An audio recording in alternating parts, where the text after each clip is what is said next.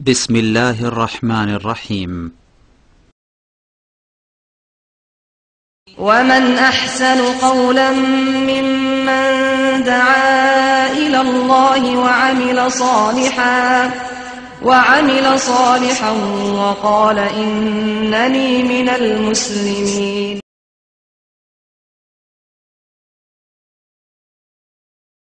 السلام عليكم ورحمة الله وبركاته. بسم الله الرحمن الرحيم. الحمد لله رب العالمين والصلاة والسلام على سيد المرسلين نبينا محمد وعلى آله وصحبه أجمعين. أما بعد فقد قال المؤلف حفظه الله تعالى: أحكام إزالة النجاسة. فكما أنه مطلوب من المسلم أن يكون طاهرا من الحدث إذا أراد الصلاة، فكذلك مطلوب منه طهارة البدن والثوب والبقعة من النجاسة. قال تعالى في طهارة الثوب: وثيابك فطهر. وأمر النبي صلى الله عليه وسلم أسماء بغسل دم الحيض من ثوبها، متفق عليه. وأما طهارة البدن فسائر أحاديث الاستجمار. وأما طهارة البقعة فحديث أنس رضي الله عنه وفيه سب النبي صلى الله عليه وسلم ذنوبا من ماء على بول الأعرابي، متفق عليه. মহান আল্লাহর সমস্ত প্রশংসা যে আল্লাহ পাক রব্বুল আলামিন পাক পবিত্র এবং তিনি পবিত্রতা ভালোবাসেন, পবিত্রতা অর্জনকারীদেরকে ভালোবাসেন। সালাত এবং সালাম নাযিল হোক নবী মুহাম্মদ রাসূলুল্লাহ সাল্লাল্লাহু আলাইহি ওয়াসাল্লামের উপর, যিনি আমাদেরকে পবিত্রতার বিধিবিধান সুন্দরভাবে পৌঁছিয়ে দিয়েছেন। আমাদের আজকের এই ফিকার বিষয়বস্তু হচ্ছে নাজাসাত বা নাপাক বস্তু দূর করার বিধিবিধান সম্পর্কে।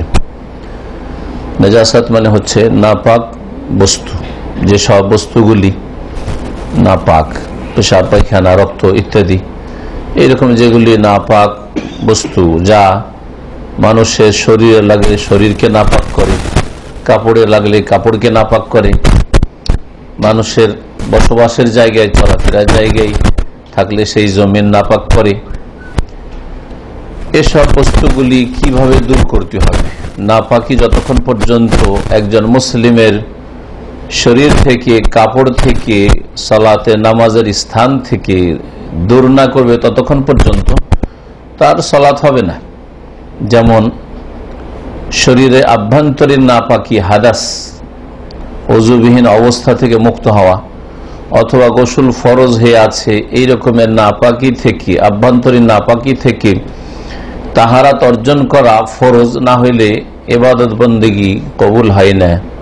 বিশেষ করে যেসব ইবাদত বন্দেগীর জন্য তাহারাত শর্ত রয়েছে, যেমন সালাত হবে না যতক্ষণ পর্যন্ত ওযু নেই অথবা গোসল ফরজ হয়ে আছে।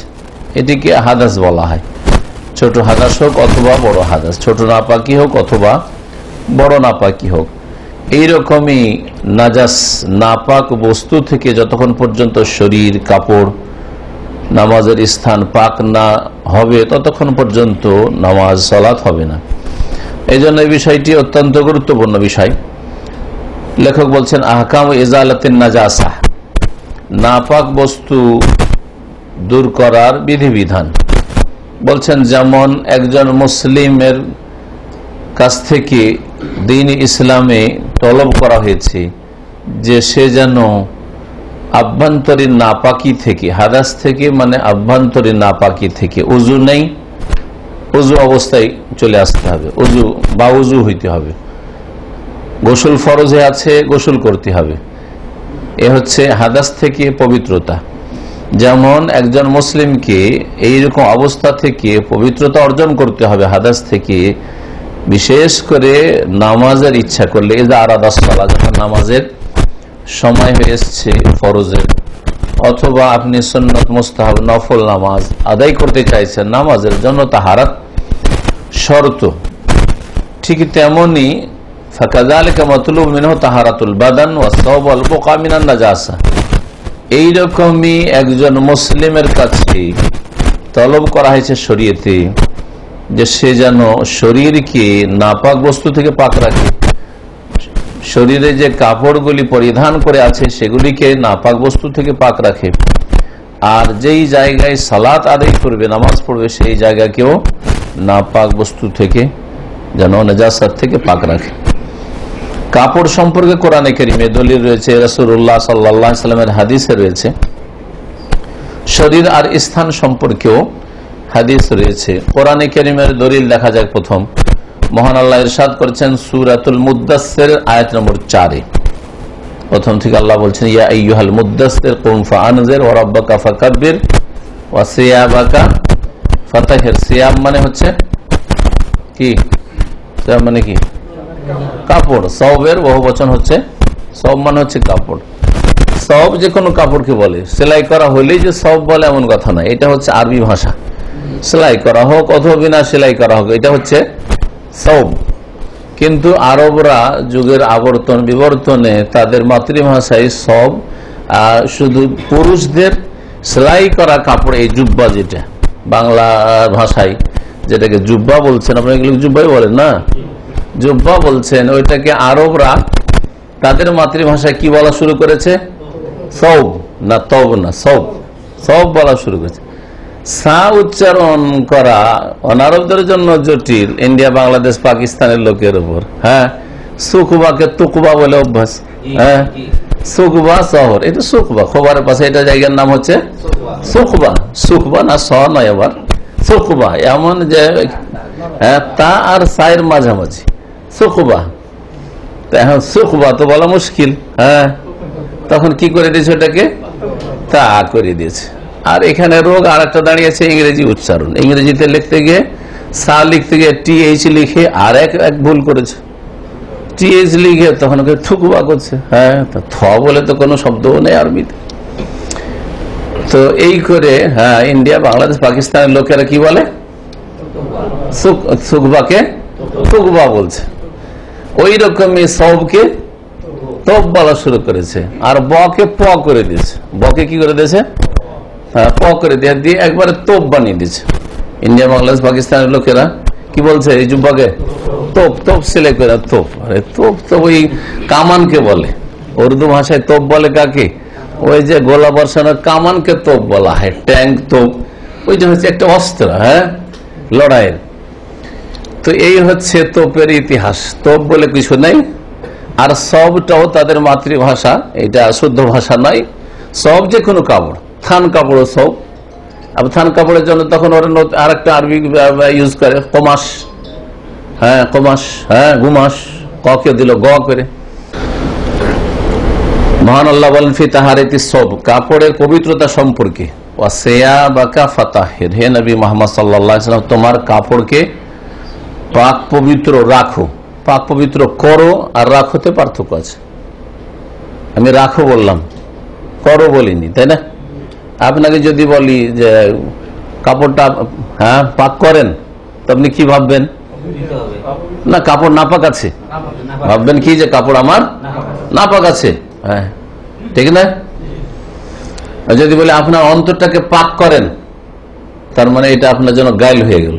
গাইল হলো না? হলো না? তোমার অন্তর খারাপ, অন্তরটা কি করো? পাক করো, ঠিক না? কিন্তু যদি আপনার অন্তরটাকে সবসময় পাক রাখেন, মাইন্ড করবেন না, ঠিক না? অন্তরটাকে ভাষা একটু সামান্য ভাষা চেঞ্জ হতে দেখেন কত পার্থক্য গেল, বুঝতে পারছেন না?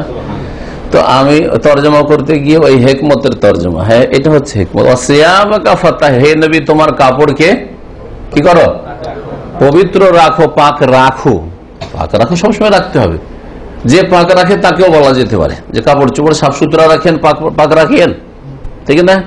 কিন্তু যদি বলেন কাপড়কে পাক করেন, তার মানে আপনার কাপড় না পাক, ঠিক না? জি। তো ওয়াসিয়াবাকা ফাতাহির, ওয়াসিয়াবাকা ফাতাহির, নবী সাল্লাল্লাহু আলাইহি ওয়াসাল্লাম যেহেতু তোমার উপর 5 ওয়াক্ত নামাজ ফরজ, সালাত ফরজ, যেমন তোমার উম্মতের ফরজ,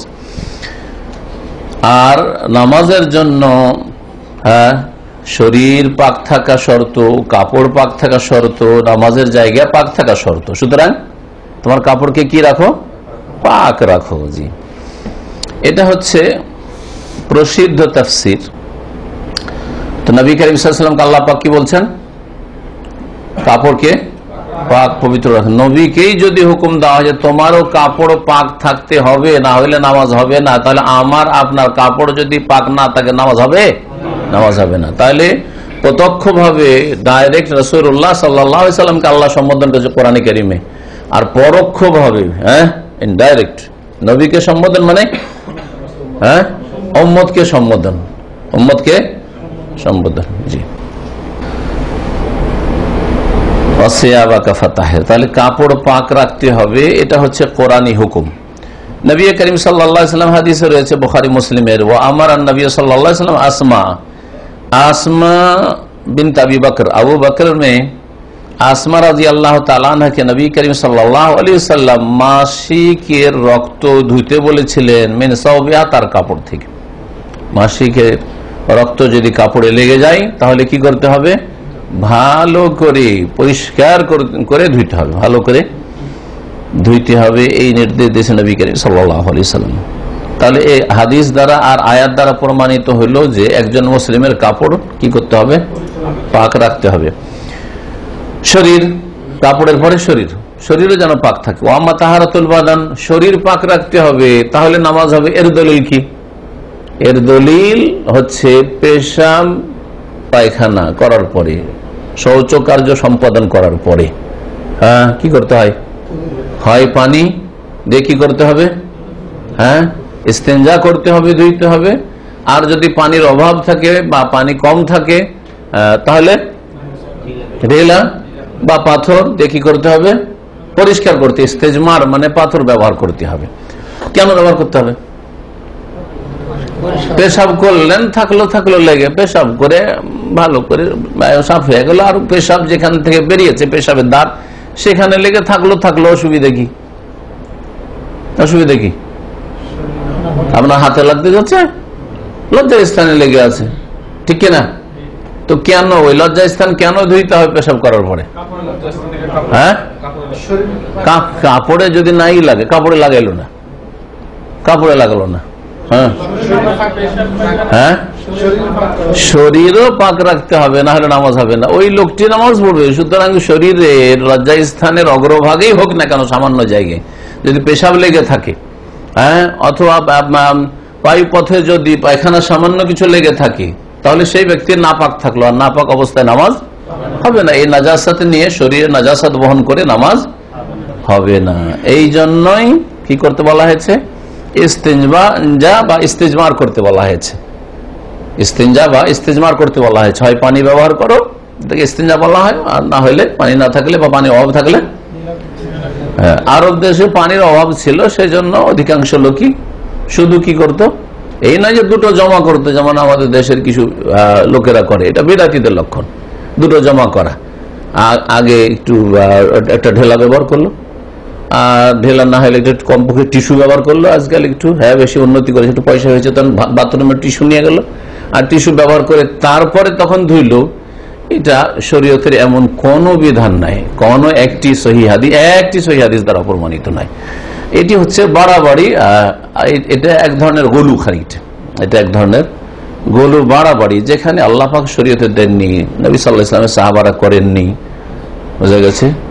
যেই হাদিসটি বলা হয় কোবাবাসীদের সম্পর্কে, সেই হাদিসটাই সহি নাই। একটা হাদিস বলে তারা, আর সেই হাদিসটাই বা যারাই বলে সেই হাদিসটাই সহি নাই, যে কোবাবাসী প্রথম পাথর ব্যবহার করতো আর তারপরে তখন পানি ব্যবহার করতো, ওই জন্য আল্লাহ পাক প্রশংসা করেছেন তাদের সূরা তাওবাতে। না, তারা পানি ব্যবহার করতো, ইস্তেঞ্জা পেশাব করে পায়খানা করে তারা কি করতো? পানি ব্যবহার করতো, সেই জন্য আল্লাহ তাদের প্রশংসা করেছে। না, এর দ্বারা বোঝা গেল যে কারো কাছে যদি পানিও থাকে, আর ঢেলাও থাকে, পাথর থাকে, আর পানি পর্যাপ্ত পরিমাণে আছে, তো পানি দিয়ে পেশাব পায়খানা সাফ করা বেশি উত্তম। কিন্তু দুটো একসাথে করবে, এই রকমের একটিও সহিহ সনদে নবী করিম সাল্লাল্লাহু আলাইহি ওয়াসাল্লাম সাহাবায়ে কেরাম থেকে বর্ণিত নাই। এই বিষয়টি আগে আলোচনা হয়েছে। তো বলছিলাম যে ওয়াম্মা তাহারাতুল বাদান, শরীর যে পবিত্র রাখতে হবে, এর জন্য দলিল হচ্ছে সাইরু আহাদিসিল ইস্তেজমার, যতগুলি শৌচ কার্য সম্পাদনের হাদিস রয়েছে, পেশাব পায়খানা করার পরে সেটা পরিষ্কার করা, যেভাবে হোক না কেন, পানি দিয়ে হোক অথবা পাথর দিয়ে ঢিলা দিয়ে হোক, এই হাদিসগুলি কেন করতে হবে? কাপড়ে যদি কেউ বলে আমার কাপড়ে লাগে না, আমি পেশাব করে উঠে গেলাম আর লাগতে দিলাম না কাপড়ে, হ্যাঁ তো ধুতে হবে না তাকে? না, ওই যেখান দিয়ে পেশাব বের হলো, পেশাবের ধার, সেই জায়গাটুকু নাপাক হয়ে আছে। ভিতরে আছে সেটা আলাদা কথা, কিন্তু বাইরে সামান্য একটু যদি বেরিয়ে আসে আর সেটা যদি পরিষ্কার না করা হয় পানি দিয়ে, অথবা আল্লাহ পাক ছাড় দিয়েছেন পানির বিকল্প হিসাবে যে ঢিলা দিয়ে, পাথর দিয়ে, তাহলে সেই জায়গাটুকু নাপাক থাকলো।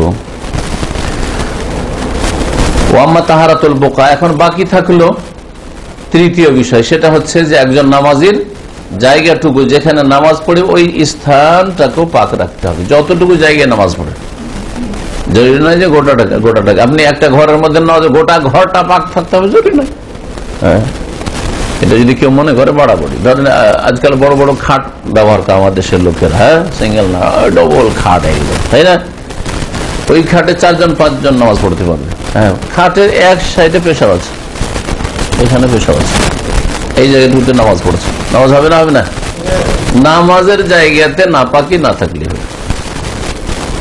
যদি বলি একই খাট, যেহেতু একই জমির এই রুমের মধ্যে কেউ নামাজ পড়ছে, এখানে নামাজ পড়ছে, পেছন দিকে পেশাব পায়খানা আছে, ডানে বামে আছে, তো নামাজ হবে না?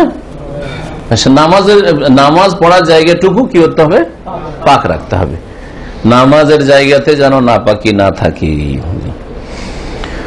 তাহলে 3টি বিষয় জানলাম, শরীর পাক রাখতে হবে, কাপড় পাক রাখতে হবে, আর নামাজের জায়গা পাক রাখতে হবে। নামাজের জায়গা পাক রাখতে হবে, এর দলিল কি? এর দলিল বুখারী মুসলিম আছে। বলছেন আনাস রাদিয়াল্লাহু তাআলা আনহুর হাদিস বর্ণিত, তার থেকে তিনি বলছেন যে ওই যে এক বেদুইন যাযাবর, যে জানতো না মাসলা মাসাইল, নতুন মুসলমান হয়েছে, এসছে মদিনায় বাইরে থেকে, মরুভূমি থেকে উঠে এসছে, আসার পরে মসজিদে পেশাব লেগেছে, পেশাব করতে শুরু করেছে মসজিদের ভিতরে, মসজিদ নববীতেই। মসজিদ নববীতে তখনকার যুগে চাটাইটাও ছিল না, কার্পেট থাকা তো দূরের কথা, ছিল নবী সাল্লাল্লাহু আলাইহি ওয়াসাল্লামের চাটাই, পাটি পর্যন্ত ছিল না। পাটি বলেন না চাটাই বলেন? হ্যাঁ, ধরে বলেন না, পাটি চাটাই কিচ্ছু ছিল না। হ্যাঁ, খেজুরের পাতা তো সে যুগে ছিল, কিন্তু খেজুর পাতার ছাউনি ছিল, খেজুর পাতা বিছিয়েও, মানে খেজুর পাতা দিয়ে পাটি বুনিয়ে চাটাই বুনিয়ে ওর পর নামাজ পড়বে, এটাও ছিল না। সাহাবায়ে কেরামগণ রাসূলুল্লাহ সাল্লাল্লাহু আলাইহি ওয়াসাল্লাম কিসের উপর নামাজ পড়তেন? মাটির উপর নামাজ পড়তেন। হ্যাঁ, মাটি, তার সাথে কুচি পাথর, যেমন মদিনার মাটির সাথে পাথর মিশ্রিত, হ্যাঁ ওগুলোকে বরাবর করে, হ্যাঁ সমতল করে তারপর নামাজ পড়তেন। জি হ্যাঁ। আর আজকাল এত সুন্দর কার্পেট দেওয়া আছে, তারপরে শতকরা 95 থেকে 98 জন মুসলিম বেনামাজি। কথা বোঝা গেছে? আজকে সারা বিশ্বে 95 থেকে 98 জন বেনামাজি, মাত্র 2 থেকে 5% লোক নামাজ পড়ে, 5 ওয়াক্ত নামাজ পড়ে সারা বিশ্বে। বাংলাদেশে পরিসংখ্যান আজকে থেকে 20 বছর আগের আমাদের কাছে এক পত্রিকা এসছে যে 98 জন বেনামাজি, 2 জন নামাজি, শুধু কায়েমি নামাজি, মানে স্থায়ীভাবে নামাজ পড়ে, 5 ওয়াক্ত নামাজ পড়ে, ফজর পড়ে, এরকম লোক আর কি। আর এই যে 2 জন নামাজ পড়ে, এর মধ্যে আবার সুন্নতি নামাজের বিদাতি নামাজের ভাগ আছে। আচ্ছা, কিছু লোক আছে বিদাতি নামাজ পড়ে নামাইতো দিয়ে, হ্যাঁ যায় নামাজের দোয়া দিয়ে, ইখতারাত বিহাজাল ইমাম দিয়ে, সম্মিলিত মোনাজাত দিয়ে, আর কিছু লোক আছে সুন্নতি নামাজ পড়ে। তাহলে কয়টা লোক নামাজ পড়ে আর কয়টা লোকের নামাজ কবুল হয় চিন্তা করে না। আরব দেশগুলির পরিসংখ্যান, বিশেষ করে আরব দেশের মধ্যে যেখানে আছে, শতকরা 5 জন কায়েমি নামাজি, এটা এখানকার পরিসংখ্যান। এত বেনামাজি মুসলিমদের মধ্যে ইসলামের প্রথম কাজই হচ্ছে তাওহীদের পরে, আল্লাহর একত্ব কায়েম করার পরে, শিরক মুক্ত, হ্যাঁ দুর্গা দরগা মুক্ত হওয়ার পরে, সেটা হচ্ছে 5 ওয়াক্ত নামাজ। যেই জাতির 5 ওয়াক্ত নামাজ নেই, সেই জাতির কি না হতে পারে, হ্যাঁ আল্লাহর পক্ষ থেকে কি না বালা মুসিবত আসতে পারে, আসমানি আযাব, জমিনি আযাব, আর কাফেরদের আযাব, মুসলিমদের আপোষের লড়াইয়ের আযাব, আযাব আর আযাব, হ্যাঁ বালা আর বালা, মুসিবত আর মুসিবত, শেষ নেই। জি, আল্লাহ পাক হেফাজত করে।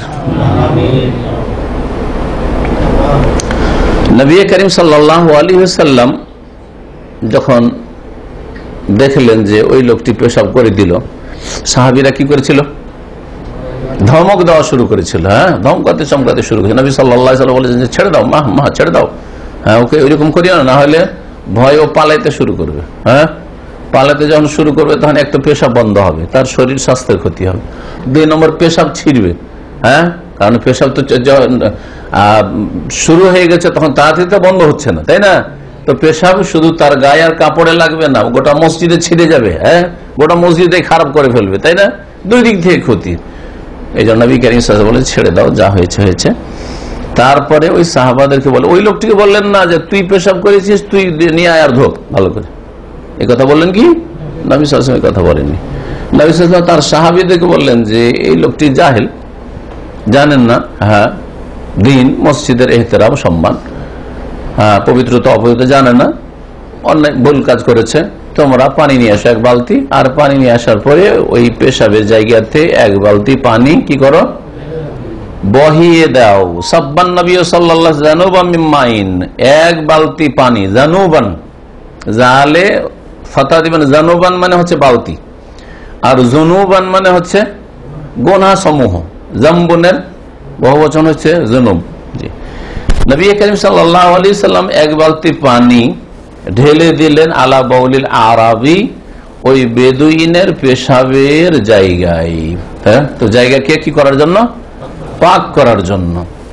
অল্প পেশাব ছিল, মাটিতে জমিনে পড়েছে, ওর উপর এক বালতি বেশি পানি, পেশাবের তুলনায় বেশি পরিমাণ পানি বহিয়ে দেওয়া হইল, পাক হয়ে গেল।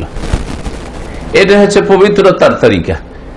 এর জন্য এইরকম কোন শর্ত নাই যে কাঁচা মাটি হলে যতটুকু জায়গায় পেশাব করেছে সব মাটিটাকে পেশাব সহ উঠিয়ে ফেলতে হবে। বোঝা গেছে? করলেন কি নবী সাল্লাল্লাহু আলাইহি ওয়াসাল্লাম? ওটা তো কাঁচা মাটি ছিল। অথবা পাকা যদি হয় তাহলে পুরোটাকে ধুয়ে একবারে হ্যাঁ করতে হবে, এসব করলেন না। কি করলেন? ওই জায়গাতে পানি বহিয়ে দিলেন। এটা থেকে আর একটি মাসআলা বোঝা যায় যে অল্প নাপাক কিছু যদি থাকে আর তাতে অনেক বেশি যদি পাক, পাক মানে বিশেষ করে পানি, পানি উদাহরণ দিই, পানি যদি বেশি পরিমাণ পানি অল্প নাপাকিতে মিশিয়ে দেওয়া হয় তাহলে আর নাপাকটা নাপাক থাকে না, নাপাক থাকে না, সে নাপাকিটা কি হয়ে যায়? হালকা হয়ে যায়। না হালকা হয় না? এটা বোঝানোর জন্য বলি, দেশ তো পুকুরের দেশ, তাই না? বাংলাদেশ পুকুরের দেশ। পুকুরে কেউ পেশাব করে না, সব ফেরেশতা পেশাব করে না। গোসল করতে গিয়ে অনেকে পেশাব করে, আর ডুব দিয়েও পেশাব করে, বদ অভ্যাস আছে। আর যার বদ অভ্যাস হয়ে গেছে ওকে পেশাব লাগবে ওই সময়, গোসলের সময়, এটা বদ অভ্যাস। দেখবেন ছোট বাচ্চাদের জন্য এসব শিখাতে হয়। এটা তো বড়রা করবে কি, একেবারে জাহেল মূর্খ করতে পারে, কিন্তু 10 বছর 12 বছর 14 বছর 15 বছর ছেলেরা কি হালাল কি হারাম কি পাকি কি না পাকি কি বুঝে? আপনার ছেলেরা মেয়েরা তো এই বয়সের ছেলে মেয়েদেরকে শিখাইতে হবে যে পানিতে পেশাব করতে হয় না, গোসলের আগে তুমি বাইরে পেশাব করো, তারপরে তখন নদীতে অথবা পুকুরে জলাশয়ে ডুব দাও ইত্যাদি। তো এগুলো শিখাবার আসলে প্রয়োজন রয়েছে, কারণ ওরা তো জানে না, না শিখালে বাপ মা জবাব দিবে। তো কি বলছিলাম, পুকুরে কত লোক পেশাব করছে না, করে না? কত পেশাবের কাপড় চোপড় মহিলারা এসে ধুইছে, তাই না? পায়খানা পর্যন্ত ধুইছে। তো বলে পুকুরের পানি পাক না না পাক? পুকুর পানিতে গোসল করা যাবে না, যাবে না? হ্যাঁ, কি বলছে, গোসলও করা যাবে, কাপড় চোপড় ধুয়ে পাকও করা যাবে, সব করা যাবে না? উজুও করা যাবে, করছেন আপনারা, এমনকি ভাতও রান্না করছেন অনেক। এক এলাকার কথা জানলাম, বলছে যে টিউবওয়েল আছে, নলকূপ আছে, নলকূপের পানিতে ভাত রান্না করবে না, ভাত রান্নাই করে পুকুরের পানিতে, বলছে ওতে বেশি ভালো হয়। আশ্চর্য। তো যাই হোক, তার মানে আপনারা এটা কি মনে করছেন, ওই পানিটা পুকুরের পানিটা পাক? কেন পাক?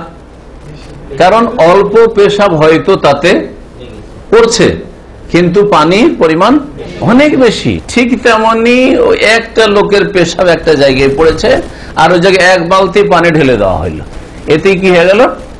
ওই জায়গাটুকু পাক হয়ে গেল, পাক হয়ে গেল।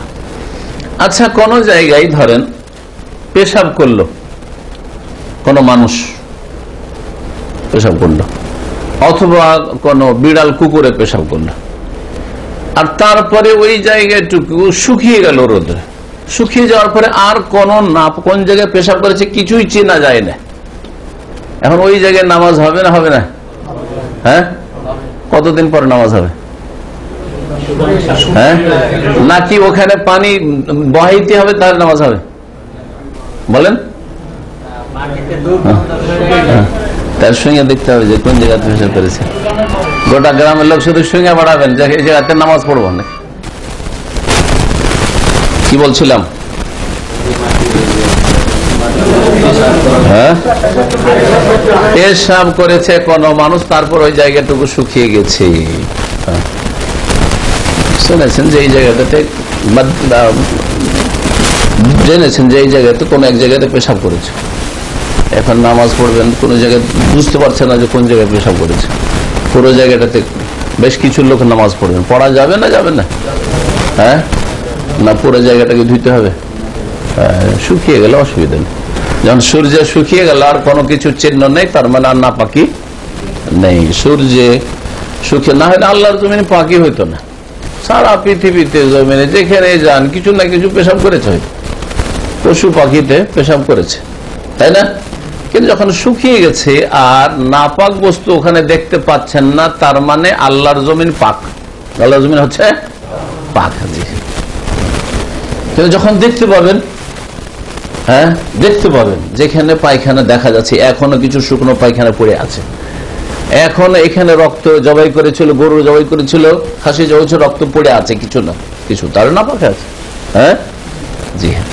যখন ফিকার ভাষায় নাপাক বস্তুর আইন, যেটা আসল নাপাক বস্তু, সেটা নিশ্চিহ্ন হয়ে গেছে, তখন জায়গা পাকের হুকুমে হয়ে গেছে, জায়গা এখন আর নাপাক নেই।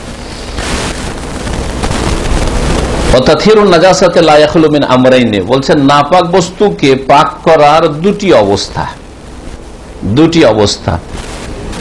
একটি অবস্থা হচ্ছে যে জমিনের ওপর, আর একটি হচ্ছে জমিনের ওপর নয়, হ্যাঁ, জমিন ছাড়া অন্য কোথাও।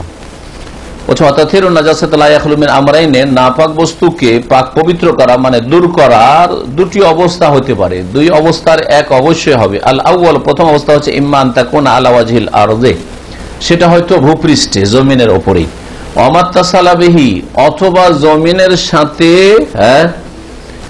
লেগে আছে এমন জায়গায় যে জমিনের সাথে সংশ্লিষ্ট, মিনাল হিতান, যেমন দিয়াল, এইরকমই হাউজ জমিন হাউস বানানো হয়েছে, অথবা জমিনের সাথে লেগে আছে পাথর, ওই পাথরে মাটির ওপর অথবা পাথরের ওপর, অথবা মাটির সাথে লেগে আছে দেয়াল। এটা হচ্ছে মাটির জমিন আর এটা হচ্ছে দেয়াল, দেয়াল নাপাকি লেগে আছে। ফাহাযিহি ইয়াকফি ফি তাতহিরিহা গাসলাতুন ওয়াহিদা, এই সব স্থানকে পাক করার জন্য একবার ধুয়ে নেওয়া, নাপাক বস্তু কোথাও লেগেছে একবার ধুয়ে নেওয়াই যথেষ্ট। তাহলে আমাদের এইরকম পাকা জায়গায়, কোন জায়গায় যদি নাপাকি থাকে একবার ধুয়ে নেওয়া ওই জায়গাটুকু যথেষ্ট। দেয়ালে কিছু নাপাকি লেগে আছে একবার ধুয়ে নেওয়া যথেষ্ট। এমন ভাবে ধুইতে হবে তাযহাবু বিআইনিন নাজাসা, এই যে আইনুন নাজাসা মানে ওই নাপাক বস্তুটি যাতে করে দূর হয়ে যায়। নাপাক বস্তু, পেশাব হলে পেশাব, রক্ত হলে রক্ত, পায়খানা হলে পায়খানা, ওইটা যেন দেখা না যায়, দূর হয়ে গেছে। বেমানা কেমন? আন্নাহা তুগমার বিল মাহ, ওই জায়গাটুকে পানিতে এমন ভাবে ডুবিয়ে দিতে হবে, বেসাব্বিহি আলিহা, পানি ওর উপরে ঢেলে, মাররাতান ওয়াহিদ, একবার পানি ঢালেন, আর পানি ঢেলে এমন ভাবে ডুবিয়ে দেন যে যাতে করে কি হয়ে যায়, আর ওই নাপাক বস্তু চেনা না যায়, দেখা না যায়। কেন? ওই পেশাবের ওপর নবী করিম সাল্লাল্লাহু আলাইহি ওয়াসাল্লাম পানি শুধু বহিয়ে দিতে বলেছেন, হ্যাঁ, পানি দেওয়ার পরে আর অতিরিক্ত কিছু করতে বলেননি। ওই মাটিটাকে, ওপরের মাটিকে নিচে করে দাও অথবা উঠিয়ে অন্য কোথাও ফেলে দাও, এসব কিছুই বলেনি নবী সাল্লাল্লাহু আলাইহি ওয়াসাল্লাম। বলছেন আমরিহি সাল্লাল্লাহু আলাইহি ওয়াসাল্লাম বিসাব্বিল মা, কারণ নবী সাল্লাল্লাহু আলাইহি ওয়াসাল্লাম পানি বহাইতে বলেছেন, নির্দেশ দিয়েছেন আলা বাউলিল আরাবি, ওই বেদুইনের পেশাবের ওপর, যে বেদুইন মসজিদে পেশাব করে ফেলেছিল। এটা হলো মাটির ওপর অথবা মাটির সাথে সংশ্লিষ্ট কোন জায়গায় যদি কি লেগে থাকে, নাপাক বস্তু লেগে থাকে। দ্বিতীয় অবস্থা হচ্ছে ওয়াইন কানাতিন নাজাসা আলা গায়রিল আরদি, জমিনের ওপর এবং জমিনের সাথে সংশ্লিষ্ট লেগে আছে এমন কোন জায়গায় নাপাকি নেই, নাপাকি অন্য কোথাও লেগে আছে। হ্যাঁ, নাপাকি কোথায় লেগে আছে? অন্য কোথাও লেগে আছে, আকসামুন সেটা কয়েক রকম হইতে পারে, সেটা কয়েক রকম হইতে পারে, আমাদের গায়ে লেগে আছে, হ্যাঁ, অথবা ওই যে বস্তুটা নাপাক ওটা আসলে নাপাক, হ্যাঁ, যেমন কুকুর, হিংস্র পশু, শৃগাল ইত্যাদি কয়েক রকম হইতে পারে। তার মধ্যে প্রথম রকম এখানে লেখক তিন ভাগে ভাগ করবেন, তিন ভাগে ভাগ করবেন। একটা হচ্ছে নাজাসাতে মোগাল্লাজা, নাজাসাতে মোগাল্লাজা, আমাদের দেশের লোক ওলামারা বলে নাজাসাতে গালিজা, একই কথা, হ্যাঁ, গাঢ়, গালিজা মানে গাঢ়, হ্যাঁ, গলিজ, গলিজ শব্দটা বাংলায় ব্যবহার করে লোকেরা অনেকে, মানে একবারে খুব শক্ত নাপাক বস্তু, খুব শক্ত নাপাক বস্তু, জি, নাজাসাতে মোগাল্লাজা। আর একটা হচ্ছে এর বিপরীত হালকা নাপাক বস্তু, হালকা নাপাক বস্তু। আর একটা হচ্ছে মধ্যম নাপাক বস্তু, মধ্যম নাপাক বস্তু। এখানে শেখ নাপাক বস্তুকে তিন ভাগে ভাগ করেছেন, আর এমনিতে আমাদের দেশের ফিকহের কিতাবগুলিতে দুই ভাগ করেছে, নাজাসাতে গালিজা, নাজাসাতে খাফিফা, শক্ত নাপাক বস্তু আর হালকা নাপাক বস্তু। কেন করেছেন ওটা বলবো যখন এই তিনটি ভাগ ব্যাখ্যা করে শুনিয়ে দেবো তখন। প্রথম রকমের নাপাক বস্তু হচ্ছে নাজাসাতুল মোগাল্লাজা, শক্ত নাপাক বস্তু, ওয়াহিয়া নাজাসাতুল কালবে, সেটা হচ্ছে কুকুরের নাপাক হওয়া। এইরকম শুকুর, কুকুর চোদ্দ নম্বর হচ্ছে শুকুর, হ্যাঁ, আল্লাহ পাক কোরআনে কারিমে হুররিমাত আলাইকুম মাইতাতু ওয়াদ-দামু ওয়া লাহমুল খিনজির, হ্যাঁ, শুকুর হারাম, এই কথা আল্লাহ বলেছেন, হ্যাঁ।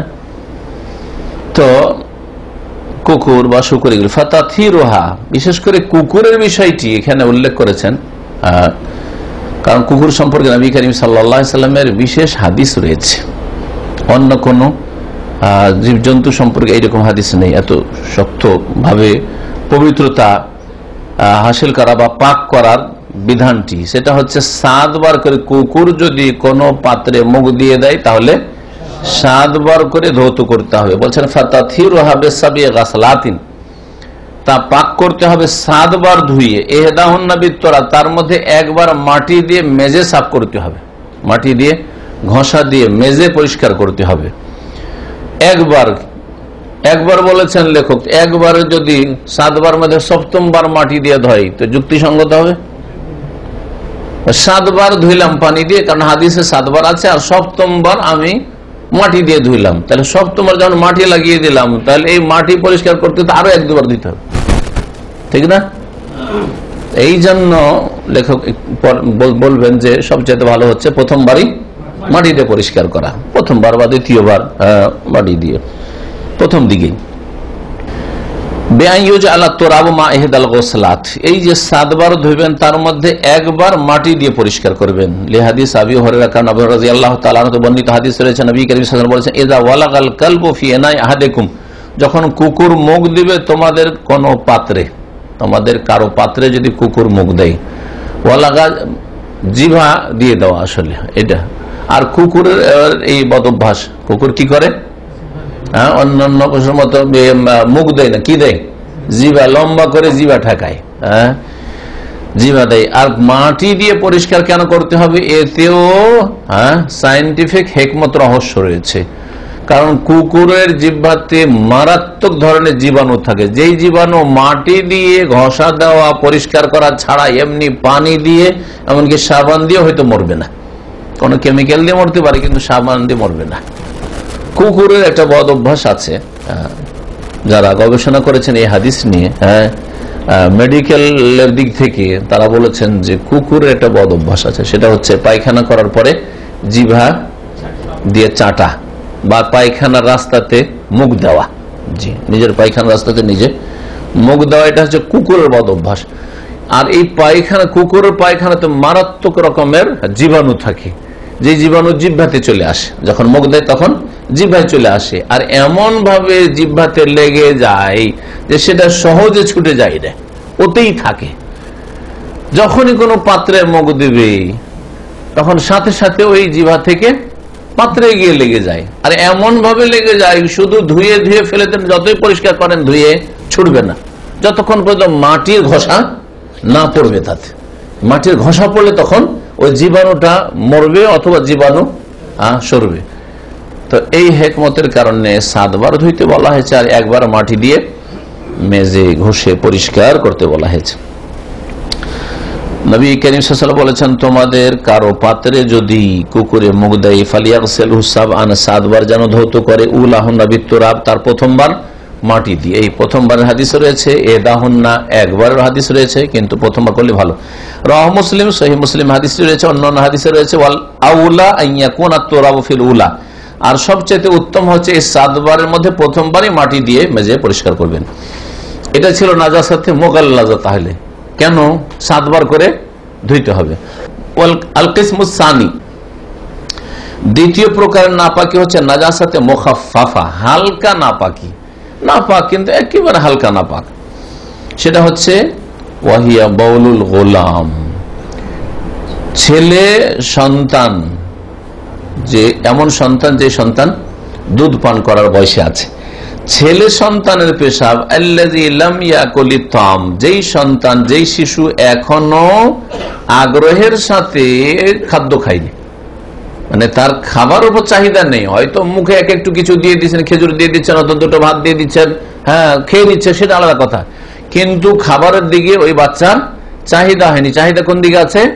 মায়ের দুধের দিকে আছে। আর এর বয়স হচ্ছে 2 বছর। 2 বছর সাধারণত বাচ্চাদের দুধের উপর টান বেশি থাকে, অন্য খাদ্যের উপর টান কম থাকে। একমাত্র অভ্যাস করিয়ে দিলে সেটা আলাদা কথা। কেউ 6 মাস পরে 8 মাস পরে সে খাওয়াইতে লাগলো, আর কিছু খাওয়াইতে লাগলো, তখন হয়তো অভ্যাস হয়ে গেছে বাচ্চা, সেটা আলাদা কথা। কিন্তু প্রাকৃতিক ভাবে যদি একটা বাচ্চাকে 2 বছর ছেড়ে দেওয়া হয়তো তার কোন দিকে টান আছে? মায়ের দুধ না খেলে শান্তি পাবে না, কান্নাকাটা করবে। হ্যাঁ, মায়ের দুধ ছাড়াইতে অনেক কষ্ট লাগে, লাগে না? জি হ্যাঁ। তো এই বয়সে ছেলে সন্তান আছে, 2 বছরের মধ্যে আছে, আর পেশাব করে দিয়েছে কাপড়ে। এই পেশাব পাক না না পাক? পাক না না পাক? না পাক, কিন্তু হালকা না পাক, পাক নয় কিন্তু। এই যে নাজাসাতে মুখাফফাফা যেন বলে, হালকা না পাক, হালকা না পাক। এই জন্যই এই পেশাবকে ধোয়ার প্রয়োজন নাই, এতে পানি ছিটিয়ে দিলে হয়। এতে কি করলে হয়? পানি ছিটিয়ে দিলে হয়।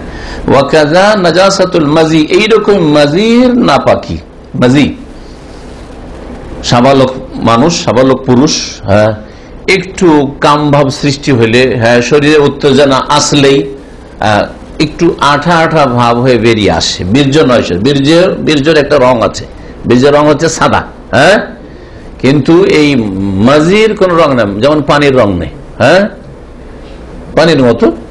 আর পানি তো আঠা আঠা ভাব নেই, মাজিতে কি আছে?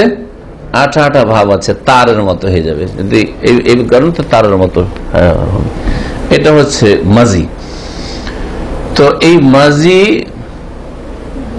বের হয় যুবকদের অনেকের বা অধিকাংশ ভাইদের।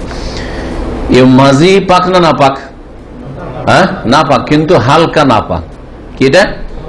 কিসের মতো? যেমন দুধ পানকারী শিশু, ছেলে সন্তানের পেশাবের মতো।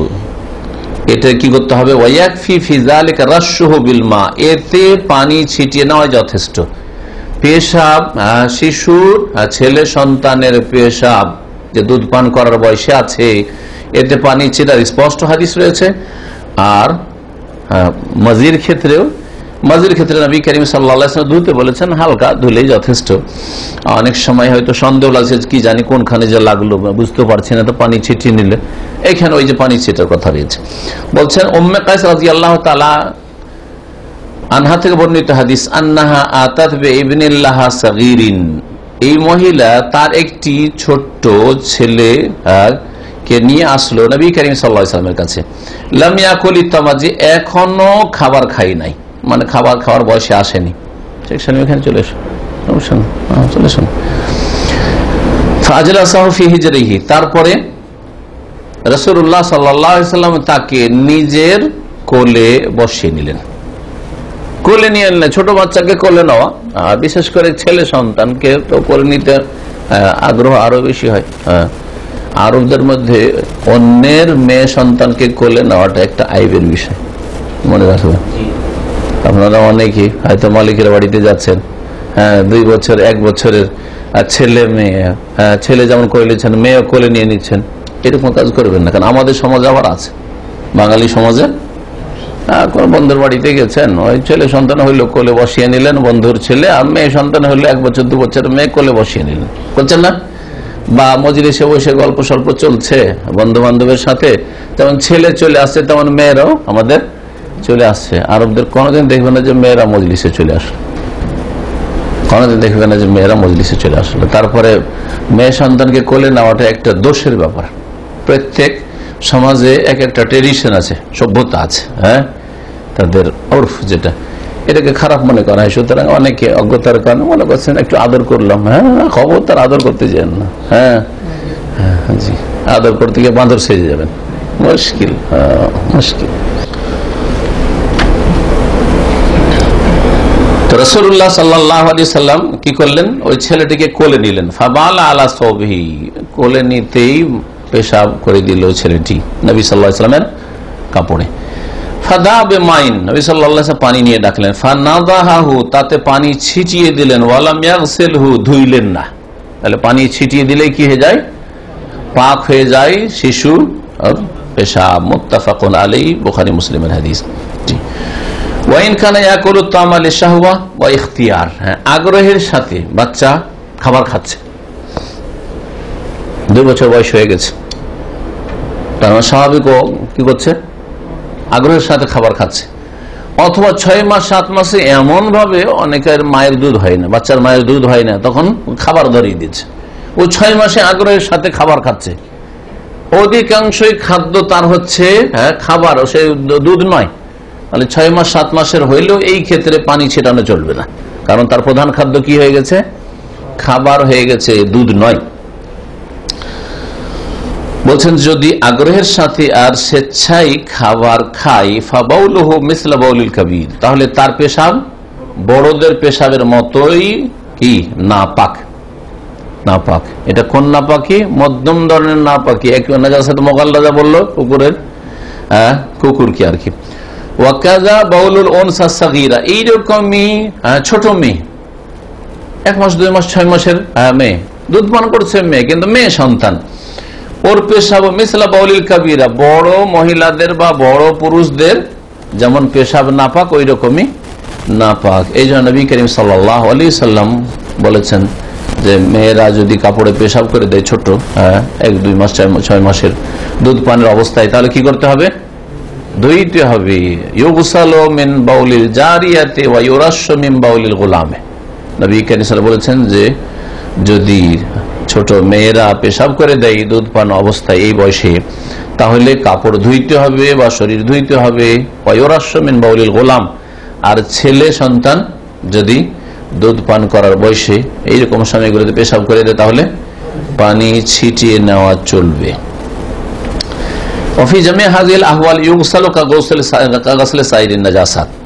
বলছেন এই সমস্ত অবস্থায়, সমস্ত অবস্থায় মানে বড়দের পেশাব, বড় পুরুষ বা বড় মহিলা, তারপরে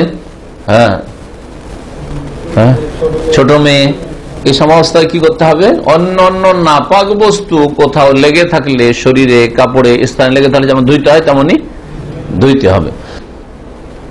আল কিসমু, তৃতীয় প্রকারের নাপাক বস্তু, সেটা হচ্ছে নাজাসাতে মুতাওয়াসসিতা, মধ্যম শ্রেণীর নাপাকি, মধ্যম শ্রেণীর নাপাক বস্তু। সেটা কি, ওয়াহিয়া মা আদাল কিসমাইনিল উলায়াইনে, প্রথম এবং দ্বিতীয় 2 রকমের যে নাপাকের কথা বা নাপাক বস্তুর কথা উল্লেখ করা হইল। কি উল্লেখ করা হয়েছে, প্রথমটা হচ্ছে কুকুর, আর দ্বিতীয় হালকা, একটা হচ্ছে খুব শক্ত নাপাকি, আর একটা হচ্ছে খুব হালকা নাপাকি, নাজাসাতে মুখাফফা, যেমন নাবালক, দুধের বাচ্চা, নাবালক নয় বলবো না, বরং বলতে হবে দুধের বাচ্চা, এই দুধের বাচ্চা বলতে হবে, দুধ পান করে এমন ছেলে সন্তান, এর পেশাব। এই 2 রকম বাদ দিয়ে যত নাপাক বস্তু রয়েছে সবগুলি হচ্ছে নাজাসাতে মুতাওয়াসসিতা, মধ্যম শ্রেণীর নাপাক বস্তু। যেমন নাজাসাতে বাউলিল উনসা, মেয়েদের পেশাব, ওয়া যাকারিল কাবীর, মেয়ে মানে ছোট মেয়ে আর কি, বড় মেয়ে হইল একই রকম, ওয়া যাকারিল কাবীর, বড় পুরুষরা, দামেল মাসফু, আর এইরকমই প্রবাহিত রক্ত। দামেল মাসফু মানে হচ্ছে প্রবাহিত রক্ত। রক্ত রক্ত দুই রকম, একটা হচ্ছে রক্ত বহে চলে যাচ্ছে, এত বেশি কেটেছে বয়ে চলে যাচ্ছে, আর একটা হচ্ছে যে একটু হয়তো আঘাত লেগেছে, এক দুই ফোঁটা রক্ত বেরিয়েছে। দুটোতে পার্থক্য আছে। একটা গরু অথবা খাসি যখন জবাই করেন, রক্ত যে শিরা উপশিরা থেকে বয়ে আসছে, এটা হচ্ছে দামে মাসফু, এটা প্রবাহিত রক্ত, এটা হচ্ছে হারাম। বোঝা গেছে? আর আরেকটা হচ্ছে যে এমনি এক একটু রক্ত, যেমন যখন গরু খাসির কথা বললেন, গরু খাসির গোস্ত দিয়ে বুঝে। গরু খাসির গোস্ত আপনারা কিনে নিয়ে আসেন, কাপড়ে বেঁধে নিয়ে আসেন, অথবা কলা পাতাতে নিয়ে আসেন না দিয়ে ঢেলে দেখবেন লেগে থাকে না থাকে না থাকে না থাকে না। যেটা রক্ত বহে চলে গেছে ওইটা হচ্ছে নাপাক, ওটা খাওয়া হারাম, আর ওটা কাপড় চোপড়ে লাগলেও নাপাক। কিন্তু গোস্তে যেই রক্তগুলি লেগে আছে, এই রক্তগুলি, জি হ্যাঁ, পাক না নাপাক এক সওয়াল। 2 নম্বর কথা, হালাল না হারাম? যদি বলেন যে হ্যাঁ রক্ত হারাম, এই রক্ত হারাম, তাহলে আপনাকে প্রমাণ করতে হবে যে গোস্তে যে রক্ত লেগে আছে ওটাকে ধুইয়ে, কয়েকবার করে ধুইয়ে রক্ত মুক্ত করতে হবে, এমন শরীয়তে বিধান নেই। আর তাই যদি করতে হয় তাহলে আরবরা কোথায় পানি পেত আর কোথায় ধুইতো? মরুভূমিতে উঠ চড়াচ্ছে, বকরি চড়াচ্ছে, কাঠ লাকড়ি জমা করলে একটা বকরি জবাই করে দিল আর ভোনা করে খেয়ে নিল, পুড়িয়ে খেয়ে নিল। খায় না পুড়িয়ে খায় না, তাহলে ওইখানে কি গোস্তে রক্ত লেগে নেই? 1-2 কিলো গোস্ত বাড়িতে কিনে নিয়ে গেছেন, আমরা তো কিনে নিয়ে যাই না, নিয়ে গিয়ে বিবি সাহেবকে রান্না করার জন্য ওটাকে ধুইতে হবে, জরুরি। নিয়ে আসছেন, নিয়ে আসার পরে সেটা যদি রান্না শুরু করে দেয়, অথবা আপনার পোড়াতে শুরু করলো, বোনা করা শুরু করলো, আপনি খেতে শুরু করলেন, হালাল না হারাম? যদি ওই গোস্তে লেগে থাকা রক্ত নাপাক হইতো আর হারাম হইতো, তাহলে ধোয়া ফরজ হইতো, ধোয়ার কোনো দলিল নেই। আর তারপরে সবচেয়ে বড় কথা, কোরআনে কারীম আল্লাহ পাক যেগুলিকে হারাম আর নাপাক বলেছেন, কুল্লা আজিদু ফিমা উহিয়া ইলাইয়া মুহাররামান আলা তা'iমিন ইয়াতআমুহু ইল্লা আন ইয়াকুনা মাইতাতান আও দামান মাসফুহান। হে নবী তুমি বলে দাও, আল্লাহ পাক বলছেন, লা আজিদু ফিমা উহিয়া ইলাইয়া, আমার কাছে যা ওহী করা হয়েছে কোরআনে কারীমে বা হাদিসে, তাতে আমি এমন কিছুকে হারাম পাই না, ইল্লা আন ইয়াকুনা মাইতাতান, তবে যদি মৃত জীবজন্তু হয়, গরু মরে গেছে, ছাগল মরে গেছে, মুরগি মরে গেছে, হালাল না হারাম? মুহাররামান হারাম।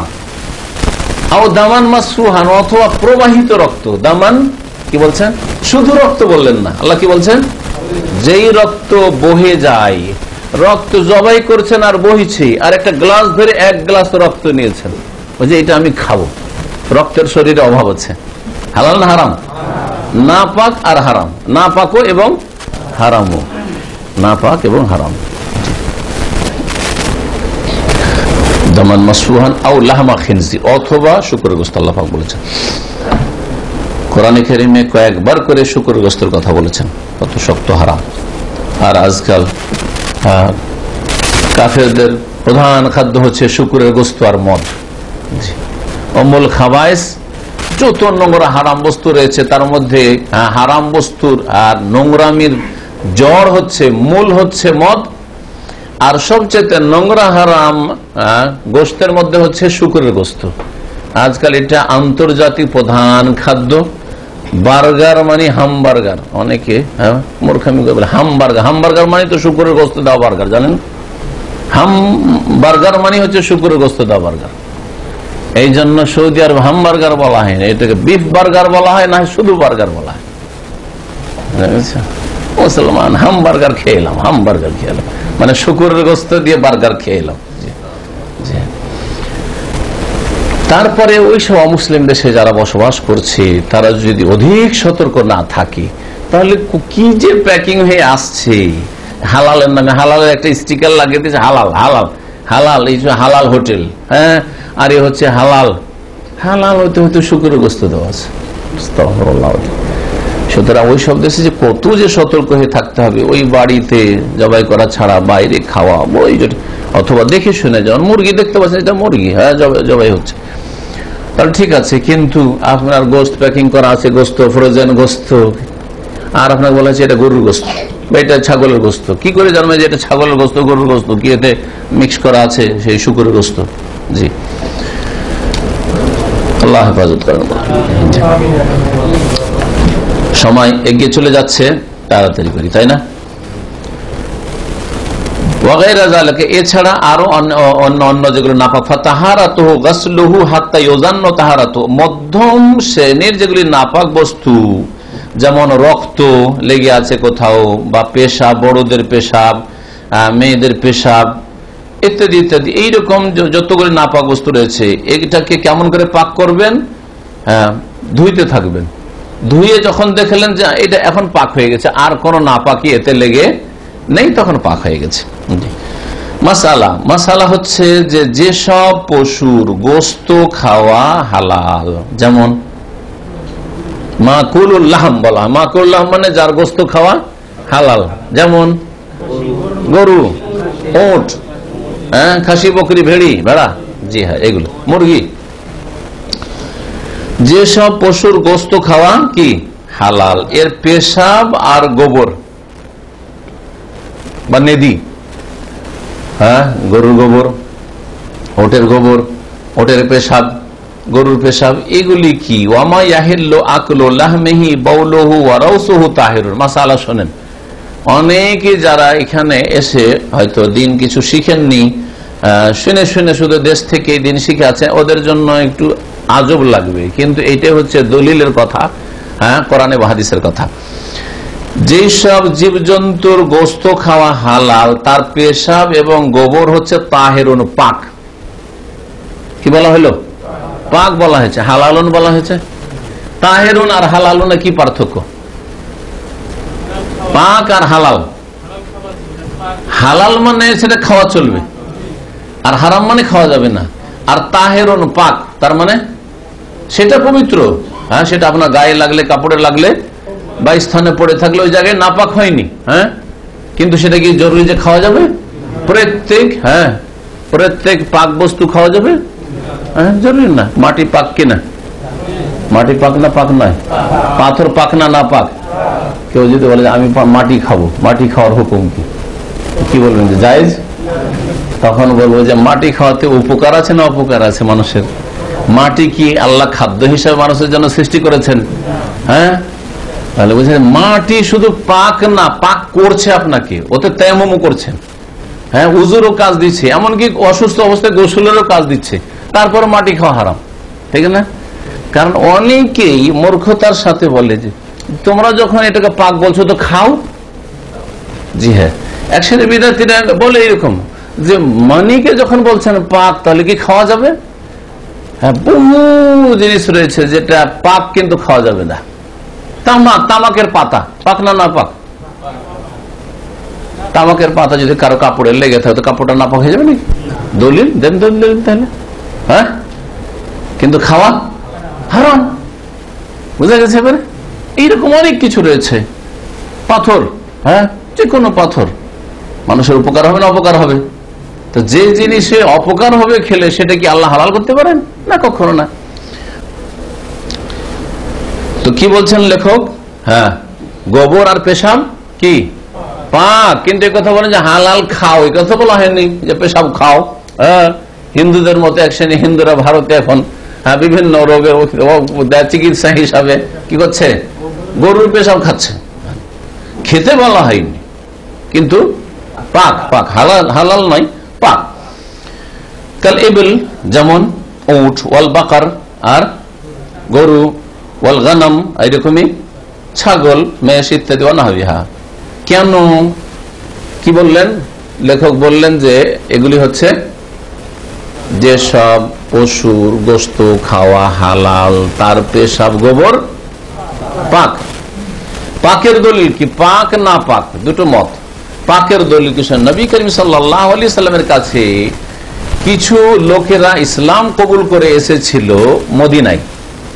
ওরাইনা গোত্রের লোক ছিল আর ওকাল গোত্রের লোকেরা ছিল। এখানে শুধু ওরাইনি গোত্রের লোকের কথা উল্লেখ করা হয়েছে, কারণ হয়তো ওদের দল ভারী ছিল, কিন্তু অন্য হাদিস রয়েছে দুই গোত্রের লোক এসেছিল, এরা ইসলাম কবুল করলো। ইসলাম কবুল করলো। করার পরে মদিনার আবহাওয়া তখন ভালো ছিল না, এখনকার মতো খুব খারাপ আবহাওয়া ছিল। নবী সাল্লাল্লাহু আলাইহি ওয়াসাল্লামের সাহাবায়ে আবু বকর, বেলাল, বড় বড় সাহাবায়ে কেরাম যারা মক্কা থেকে যখন নতুন নতুন হিজরত করে এসেছিলেন, তখন আবহাওয়া একেবারে তাদের অনুকূলে হইতো না। সবাই অসুস্থ হয়ে যেতেন, জ্বর থাকতো, পায়খানা ধরে যেত, ডায়রিয়া শুরু হইতো, এরকম অবস্থা ছিল। মদিনার আবহাওয়া খুব খারাপ ছিল। তারপরে নবী করিম সাল্লাল্লাহু আলাইহি ওয়াসাল্লাম দোয়া করলেন যে আল্লাহ, মদিনার জ্বরকে, মদিনার আবহাওয়াকে ভালো করে দাও এবং এখানকার জ্বর আর বালা মুসিবতকে জোফা এলাকায় তুমি সরিয়ে দাও। সেই যুগে জোফা এলাকায় কাফের বসবাস করত, কোন মুসলিম ছিল। ওয়ান কোলহা ইলাল জোফা, নবী সাল্লাল্লাহু আলাইহি ওয়াসাল্লাম বলছেন। তো তারপর থেকে নবী সাল্লাল্লাহু আলাইহি ওয়াসাল্লামের দুয়ার বরকতে মদিনার আবহাওয়া সুন্দর হয়, ভালো হয়। এখন মদিনার আবহাওয়া কত সুন্দর, কিন্তু তখন মোটেই ভালো ছিল না। তো এরা আসার পরে বাইরে থেকে লোকেরা এসছে, মদিনার আবহাওয়া এমনিও নতুন জায়গায় গেলে মানুষের আবহাওয়া কি হয় না, অনুকূলে হয় না, অনেক সময় বিপরীত হয়ে যায়। দেশ থেকে আসবেন, আসার পরে এখানে ওষুধ করেন, এখান থেকে দেশে যাওয়ার পরে তো অধিকাংশ লোকই অসুস্থ হয়। তো নবী করিম সাল্লাল্লাহু আলাইহি ওয়াসাল্লাম এই ওরাইনীদেরকে বলেছিলেন, যখন এরা অসুস্থ হয়ে পড়েছিল, এদের পেট বড় বড় হয়ে গেছিল, দুর্বল হয়ে পড়েছিল, জাকাতের কিছু উট মাঠে, মদিনার মাঠে ছিল, যা ওই সাদকা জাকাতের উটগুলি আছে ওই এলাকায় চলে যাও, ফায়াশরাবু মিন আবওয়ালিহি ওয়া আলবানিহা, সেখানে গিয়ে এই উটের পেশাব খাও তোমরা এবং উটের দুধ খাও। উটের দুধ পেশাব খেলে তোমাদের এই রোগ ধীরে ধীরে সরে যাবে। নবী করিম সাল্লাল্লাহু আলাইহি সাল্লাম তাদেরকে নির্দেশ দিয়েছেন। নবী করিম সাল্লাল্লাহু আলাইহি সাল্লাম যে এই চিকিৎসা দিয়েছিলেন, এই চিকিৎসা তিনি নিজে থেকে দিয়েছিলেন না ওহির মাধ্যমে? ওহির বিষয়টি নিশ্চিত যে এই রোগের চিকিৎসা তাহলে উটের পেশাবে আর দুধে আছে, এটা নবী সাল্লাল্লাহু আলাইহি সাল্লাম ওহির মাধ্যমে আল্লাহর পক্ষ থেকে জেনেছেন। আমি আপনি কি করে জানবো? এটা হচ্ছে প্রশ্ন। নিশ্চিত নয়, তাই না? তবে যদি সায়েন্স প্রমাণ করে যে এতে অমুক রোগের চিকিৎসা আছে, মশলাটা বুঝে নেন, এটা আমাদের আসল মশলা অন্য আরেকটা বলতে হবে। এটা যদি নিশ্চিত মেডিকেল সায়েন্সে জানা যায় যে এই রোগের চিকিৎসা হচ্ছে উটের দুধ, উটের পেশাব বা গরুর পেশাব ইত্যাদি, আর এর বিকল্প, এর চাইতে ভালো চিকিৎসা কিছু নেই, তখন করা যেতে পারে, বুঝছেন না? তখন করা যেতে পারে। এটা আনুষঙ্গিক মাসালা আসলো, কারণ এতে এসছে সেই জন্য। কিন্তু আসল মাসালা যেটা এখানে বুঝাতে চাইছেন, সেটা মাসালা কি ছিল? যে যেই সব জীবজন্তুর গোস্ত খাওয়া হালাল, তার পেশাব আর গোবর হচ্ছে পাক। এই পাকটা কেমন করে বোঝা গেল? নবী সাল্লাল্লাহু আলাইহি ওয়াসাল্লাম এই লোকগুলিকে, যারা অসুস্থ হয়ে পড়েছিল, জাকাতের উটের পেশাব আর দুধ পান করতে বলেছিলেন, আর তারা ভালো হয়ে গেছিল। কিছুদিনে ভালো হয়ে গেল। যখন ভালো হওয়ার পরে এদেরকে শয়তান গ্রাস করে ফেলল, লোভ সামলাইতে পারলো না। মানুষের গায়ে যখন শক্তি হয় তখন পাপের পাপের তখন জন্য শয়তান বেশি প্ররোচিত করতে পারে। দেখেন, পেটে যদি খাবারের অভাব থাকে, শরীর অসুস্থ থাকে, তো পাপের কামনা বাসনা খুব কম হবে। কিন্তু যখন পকেটে পয়সা আছে আর গায়ে রক্ত একবারে তরতাজা হয়ে আছে, তখন পাপের আশঙ্কা বেশি। তো এইরকম ঠিক এই লোকগুলির হয়েছিল। ইসলাম কবুল করলো, তারপরে সুস্থ হইলো এই সব খেয়ে দে, আর সুস্থ হওয়ার পরে লোভ হয়ে গেল যে এতগুলি উট আছে এখানে, জীবনে ওতে এত উট পাইনি, আর মাঠে আছে এই 2-4 জন রাখাল আছে, এই রাখালগুলিকে খুন করে দিলে তো সবগুলি নিয়ে পালিয়ে যাবো। রাখাল সবগুলিকে খুন করে দিল আর উটগুলি নিয়ে পালিয়ে চলে গেল। নবী করিম সাল্লাল্লাহু আলাইহি ওয়াসাল্লাম জানতে বললেন যে এইরকম ব্যাপার স্যাপার, বলে তাড়াতাড়ি করে ধরো এই লোকগুলিকে। তারপরে ধরে নিয়ে আসা হলো। ধরে নিয়ে আসার পরে সে কেসাসে সবগুলিকে হত্যা করা হয়েছে। এইসব অপরাধীদেরকে নবী করিম সাল্লাল্লাহু আলাইহি ওয়াসাল্লাম কেসাসে হত্যার নির্দেশ দিয়েছিলেন। এখানে আসল মাসালা কেমন করে জানলাম যে যেই পশুর গোস্ত খাওয়া হালাল, তার পেশাব আর গোবর পাক, কেমন করে জানলাম? কে বলতে পারে? ইসলাম গ্রহণ করে এরা তো মুসলিম ছিল না, এদের নামাজ ফরজ কিনা? আর তারপর মদিনার ঘটনা, এমন নয় যে নামাজ ফরজ হয়নি মক্কায়। মক্কাতে তো মক্কায় থাকতে তো 2 বছর নামাজ ফরজ ছিল, তারপরে 2 বছর বা 3 বছর। মদিনার নামাজ ফরজ আছে, আর নবী সাল্লাল্লাহু আলাইহি সাল্লামের উপর এরা ঈমান নিয়ে এসেছে, মুসলমান হয়েছে, তার এরা নামাজ পড়তো না পড়তো না? নামাজ পড়লে শরীর পাক রাখতে হবে না? পাক রাখতে হবে কি হবে না? এরা পেশাব খেত না খেত না? পেশাব খেত। তো পেশাব খেয়ে দিয়ে নবী করিম সাল্লাল্লাহু আলাইহি সাল্লাম ওদেরকে কুলি করতে বলেছিলেন, মুখ ধুতে বলেছিলেন যে দেখো তোমাদের চিকিৎসার জন্য এই নাপাকটা খেতে বললাম, পেশাব, কিন্তু তোমরা কি করিও যখনই পেশাব খাবে তখনই কুলি করিয়ে বা মুখটা ধুয়ে পরিষ্কার করে নিও, এ কথা বলেছিলেন কি? বলেননি। আর নবী সাল্লাল্লাহু আলাইহি সাল্লাম যাকে আল্লাহ পাক পাঠিয়েছেন শরীয়ত নিয়ে, তিনি যদি না বলেন, আর এটা যদি জরুরি বিষয় হইতো, এটা যদি শরীয়তের বিধান হইতো যে ওরা নাপাক কিছু খাচ্ছে, তাহলে তার উপর বড় ফরজ ছিল কিনা? এটা তো আমাদের মতো সাধারণ মানুষ না, যে একটা অন্যায় কাজ দেখলাম, আরে আমি বললাম না, আমার ত্রুটি, সেটা বলা উচিত ছিল, আমি বললাম না, আমি আল্লাহ বলার লোক আছে ভাবলাম যে আমাকে বলতে হবে জরুরি। আমরা করি না কি এরকম? আপনিও বলতে পারবেন, অন্যায় প্রতিবাদ করতে পারবেন, আমিও করতে পারবো, আমি হয়তো চুপ থেকে গেলাম, অন্য কেউ বলুক, আমার প্রয়োজনটা কি, ঠিক না? কিন্তু নবী করিম সাল্লাল্লাহু আলাইহি সাল্লামের তো উপায় ছিল, নবী করিম সাল্লাল্লাহু আলাইহি সাল্লামকে আল্লাহ তো এই কাজই পাঠিয়েছেন যে যেখানে ভুল দেখবে সেখানে কি করতে হবে? সংশোধন করা ফরজ। তোমাকে মোবাল্লিগ করে পাঠিয়েছি, তোমাকে দ্বীনের তাবলীগ করার জন্য পাঠিয়েছি। তাহলে বোঝা গেল যে পেশাব যদি নাপাক হয়, আর ওই লোকেরা দিনে কয়েকবার করে পেশাব খাচ্ছে, 5 ওয়াক্ত নামাজও পড়ছে, তাদেরকে কি বলতেন নবী সাল্লাল্লাহু আলাইহি সাল্লাম? যে পেশাব খেয়ে কুলি করে নিও। যখন কুলি করতে বলেননি, মুখ ধুইতে বলেননি, তার মানেই পেশাব হচ্ছে পাক। তাদেরকে চিকিৎসার জন্য পান করতে বলা হয়েছিল, আর পেশাব হচ্ছে পাক। জি, পেশাব নাপাক হওয়ার কোন দলিল পাওয়া যায় না। পক্ষান্তরে পেশাব পাক হওয়ার দলিল একটা, এইটা। আর একটা শুনেন, আর একটা দলিল, ওটাও শোনাচ্ছি।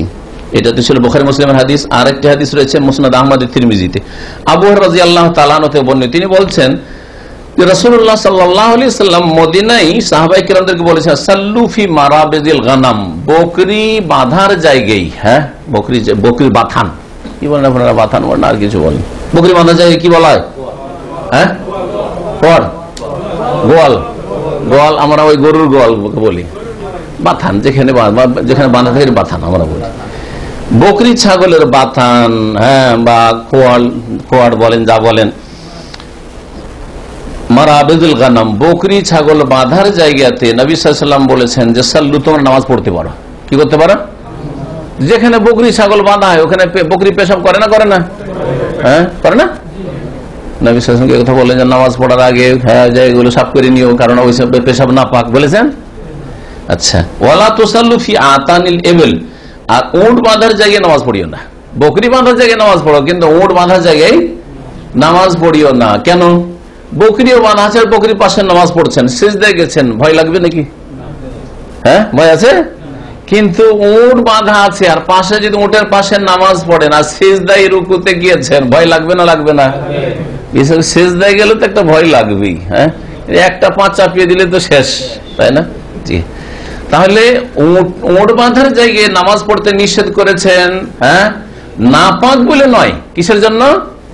খুশু থাকবে না তোমার নামাজ।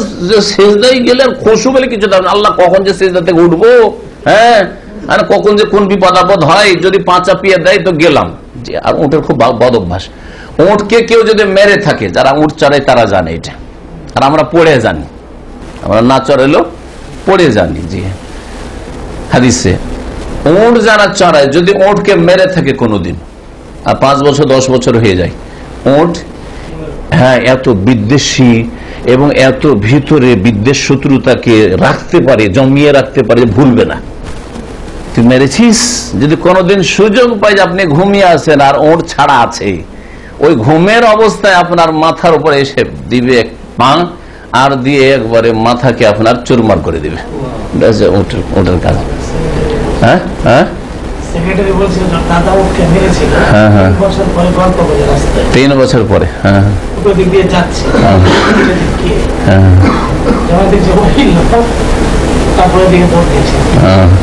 3 বছর পরে এখানকার সেক্রেটারি, যে ইসলামিক সেন্টার রাখার যে সেক্রেটারি আছে, তার দাদা উটকে মেরেছিল। 3 বছর পরে উট ওর দাদাকে পেয়েছে, তারপরে শুনে দেখছে যে এটা কি ওই লোক যে আমাকে মেরেছিল। বুঝতে পেরেছেন?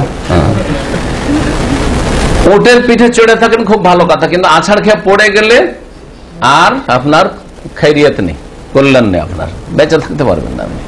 নবী করিম সাল্লাল্লাহু আলাইহি সাল্লামের বিদায় হজের ঘটনা, এক লোক উটের পিঠে চড়ে হজ করছে আরাফার দিনে, আর আছাড় খেয়ে কেমন করে পড়ে গেছে, আর যেমনই পড়ে গেছে ওর মাথার উপরে একবারে পা, সাথে সাথে শেষ ইহরামের অবস্থায় নবী সাল্লাল্লাহু আলাইহি ওয়াসাল্লাম ওয়াকাসাতহু নাকাতুহু, তার উটনি তাকে আছাড় দিয়ে ফেলে দিয়েছিল।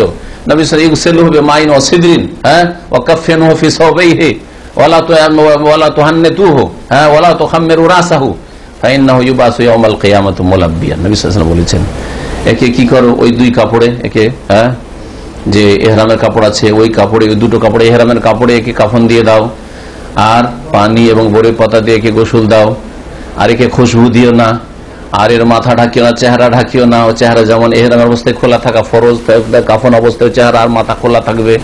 কিয়ামতের দিনে সে উঠবে তালবিয়ারত অবস্থায় লব্বাইক আল্লাহুম্মা লব্বাইক করে। এই লোকটিকে ওইভাবে মেরে দিয়েছিল মুঠি। জি হ্যাঁ, সুতরাং জেনে রাখবেন বিষয়টি। নবী করিম সাল্লাল্লাহু আলাইহি ওয়াসাল্লাম তাহলে বকরি ছাগল বাঁধার জায়গায় নামাজ পড়তে বলেছেন। বোঝা গেল যে বকরি ছাগলের পেশাব নাপাক নয়, পাক। মাসালা, এরপরে মাসালা হচ্ছে ওয়াল আয়ানুন নাজাসাতু হিয়া, 5 রকমের নাপাক বস্তু রয়েছে যেগুলির আইন মানে যেগুলি আসলেই নাপাক, ওই বস্তুটাই নাপাক, ওই বস্তুটা হচ্ছে নাপাক। এই কি কি নাপাক, এই 5টি বস্তু জেনে নেন, তাহলে আমাদের আলোচনা শেষ হয়ে যাবে। ওয়াল আয়ানুন নাজাসাতে আইন মানে যেই বস্তুগুলি নাপাক সেগুলি হচ্ছে 5 রকমের। প্রথম হচ্ছে কুল্লু হাইওয়ানিন মুহাররামুল আকল কাল আসাদি ওয়া যিবি ওয়ান নামেরি ওয়া গায়রা ওয়া নাহবা যালিক, প্রত্যেক এমন জীবজন্তু যেগুলি খাওয়া হারাম, যেমন আসাদ মানে হচ্ছে সিংহ, বা জিব, জিব মানে হচ্ছে না নেকড়ে বাঘ, নামের নামের মানে হচ্ছে রয়্যাল বেঙ্গল টাইগার, যেটাকে বলা হয় টাইগারকে বাংলায় কি বলা হয়, এটা কি শ্যালাবাঘ, এটা শ্যালাবাঘ, বাঘ বাঘ। তো নামের হচ্ছে এই বাঘ, যেটা রয়্যাল বেঙ্গল টাইগারকে আরবিতে ওই যে নামেরুল বাঙ্গালি বলে, এতে বুঝতে পারছেন নামের মানে হচ্ছে টাইগার, যেটা বাঘ। আর একটা হচ্ছে চিতাবাঘ, ওটাকে ফাহাদ বলা হয়, যে আরবরা ফাহাদ নাম রাখে না, ফাহাদ মানে হচ্ছে চিতাবাঘ। জি হ্যাঁ, তো এগুলি হচ্ছে কি খাওয়া হারাম। জি, যখন খাওয়া এগুলি হারাম, তো এগুলি হচ্ছে নাজাসাতে আইন, এগুলি হচ্ছে নাজাসাতে আইন, এগুলি নাজাসাতে আইন। যেমন কুকুর নাজাসাতে আইন, প্রথম কাজ পড়ে, তো শুকুর নাজাসাতে আইন, ওয়া নাহবা যালিক ইত্যাদি ইত্যাদি। লিহাদিস আবি কাতাদা, কারণ আবু কাতাদা রাদিয়াল্লাহু তাআলা আনহু থেকে হাদিস বর্ণিত রয়েছে, রাসূলুল্লাহ সাল্লাল্লাহু আলাইহি ওয়াসাল্লাম বিড়াল সম্পর্কে বলেছেন, ব্যতিক্রম শুধু বিড়াল, বিড়ালের ক্ষেত্রে ছাড় দেওয়া হয়েছে, বিড়ালের ক্ষেত্রে ছাড় দেওয়া হয়েছে, কারণ উপায় নেই, বিড়াল জানতে অজান্তে আপনার কাপড় চোপড়ে চড়ে নেবে, আপনাকে ছুঁয়ে নেবে, মানুষ বাঁচতেই পারবে না, যার ফলে বিড়ালের ক্ষেত্রে শরীয়তে ছাড় দেওয়া হয়েছে। কালাফিল হিররা, বিড়াল সম্পর্কে বলেছে, ইন্নাহা লাইসাত বিনাজিসিন বা নাজাসিন, বিড়াল নাপাক নয়। কেন? ইন্নামা মিনা তাওয়াফিনা আলাইকুম ওয়াত তাওয়াফাত, কারণ বিড়াল যারা তোমাদের চারিপাশে ঘোরাঘুরি করে, তোমাদের দাস দাসী তাদের মতো। এখানে তাওয়াফিন তাওয়াফাত পুরুষ লিঙ্গ স্ত্রীলিঙ্গ কেন বলা হয়েছে, অনেকেই এর অর্থটা সঠিক অর্থ করতে পারে, যার ফলে এখানে আসলে তুলনা করা হয়েছে, বিড়ালকে দাস এবং দাসীর সাথে তুলনা করা হয়েছে। যেমন দাস দাসী থেকে তুমি দূরে থাকতে পারবে না, আরে বাড়িতে যদি দাস দাসী কাজের ছেলে মেয়ে থাকে, তো যতই বেঁচে থাকো কখন সামনে চলে আসতে পারে না, পারে না। বাড়িতে কাজের মেয়ে, আপনি হঠাৎ করে আপনি রুম থেকে বাথরুমে দিয়ে ঢুকেছেন, হঠাৎ করে দিক থেকে বেরিয়ে গেছে, হবে না? হবে না একই ঘরে থাকলে। হ্যাঁ, ইচ্ছে করে সামনে আসবে, ইচ্ছে করে সামনে ঘোরাঘুরি করবে, এটা হারাম। কিন্তু অনিচ্ছাকৃত হঠাৎ যদি নজর পড়ে যেখানে বাঁচতে পারছেন না, সেটা আলাদা কথা। এই জন্য এই ক্ষেত্রে সতর্ক থাকতে হবে যে যুবতী কাজের মেয়ে রাখবেন না, যার দিকে আকর্ষণ থাকতে পারে, বয়সিকা বুড়ি ধরনের রাখবেন, 50 উপরে চলে গেছে 60, এই ধরনের, যাতে ফিতনা না থাকে। অথবা ছোট ছোট ছোট মেয়ে রাখবেন, এইরকমই ছেলে, নাবালক ছেলে চাকর রাখবেন, সাবালক রাখবেন না। চাকর সাবালক 18 বছর 20 বছর 25 বছরের চাকর, আর আপনার মেয়ের সাথে গল্প করছে, আপনার ওয়াইফের সাথেও গল্প করছে, আপনার তো কোনো ব্যাপার না, ভাবছেন এগুলো তো কাজের ছেলে। হ্যাঁ, কাজের ছেলে, কাজের ছেলে তোর জন চাহিদা নেই, আপনার স্ত্রীর দিকে তাকাবে না, আপনার মেয়ের সাথে তাদের দিকে তাকাবে না? কত এরকম দুর্ঘটনা ঘটছে। বাড়ির চাকর, হ্যাঁ, ধনীর মেয়েকে নিয়ে পালিয়ে চলে গেছে, আর প্রেম হয়ে গেল তো চাকর মাকর কিছু বুঝে না। জি, তো এখানে বলা হয়েছে ইন্নামা হিয়া, বিড়াল হচ্ছে মিনাত তাওয়াফিনা, মানে কাত্তাওয়াফিনা আলাইকুম, ওই সব দাসদের মতো যারা তোমাদের চারিদিকে প্রদক্ষিণ করে, ঘোরাঘুরি করে। অতাওয়াফাত, আর ওই সব দাসীদের মতো যারা তোমাদের চারিদিকে ঘোরাফেরা করে, সুতরাং বাঁচতে পারবে না। রাহু তিরমিজি ইমাম তিরমিজি বর্ণনা করেছেন, ইমাম বর্ণনা সহিহ বলেছেন। ফাদাল্লা আলা নাজাসাতে মা সিয়াহু মিম্মা লা ইয়াশুক্কু তাহাররুজ আনহু, বোঝা গেল যে বিড়াল ছাড়া অন্যান্য যে সব হারাম পশু রয়েছে সেগুলি হচ্ছে নাপাক, সেগুলি হচ্ছে নাপাক।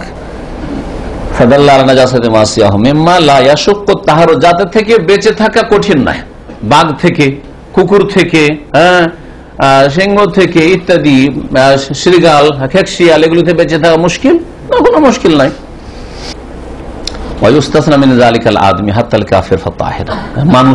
মানুষের গোশত খাওয়া হালাল না হারাম?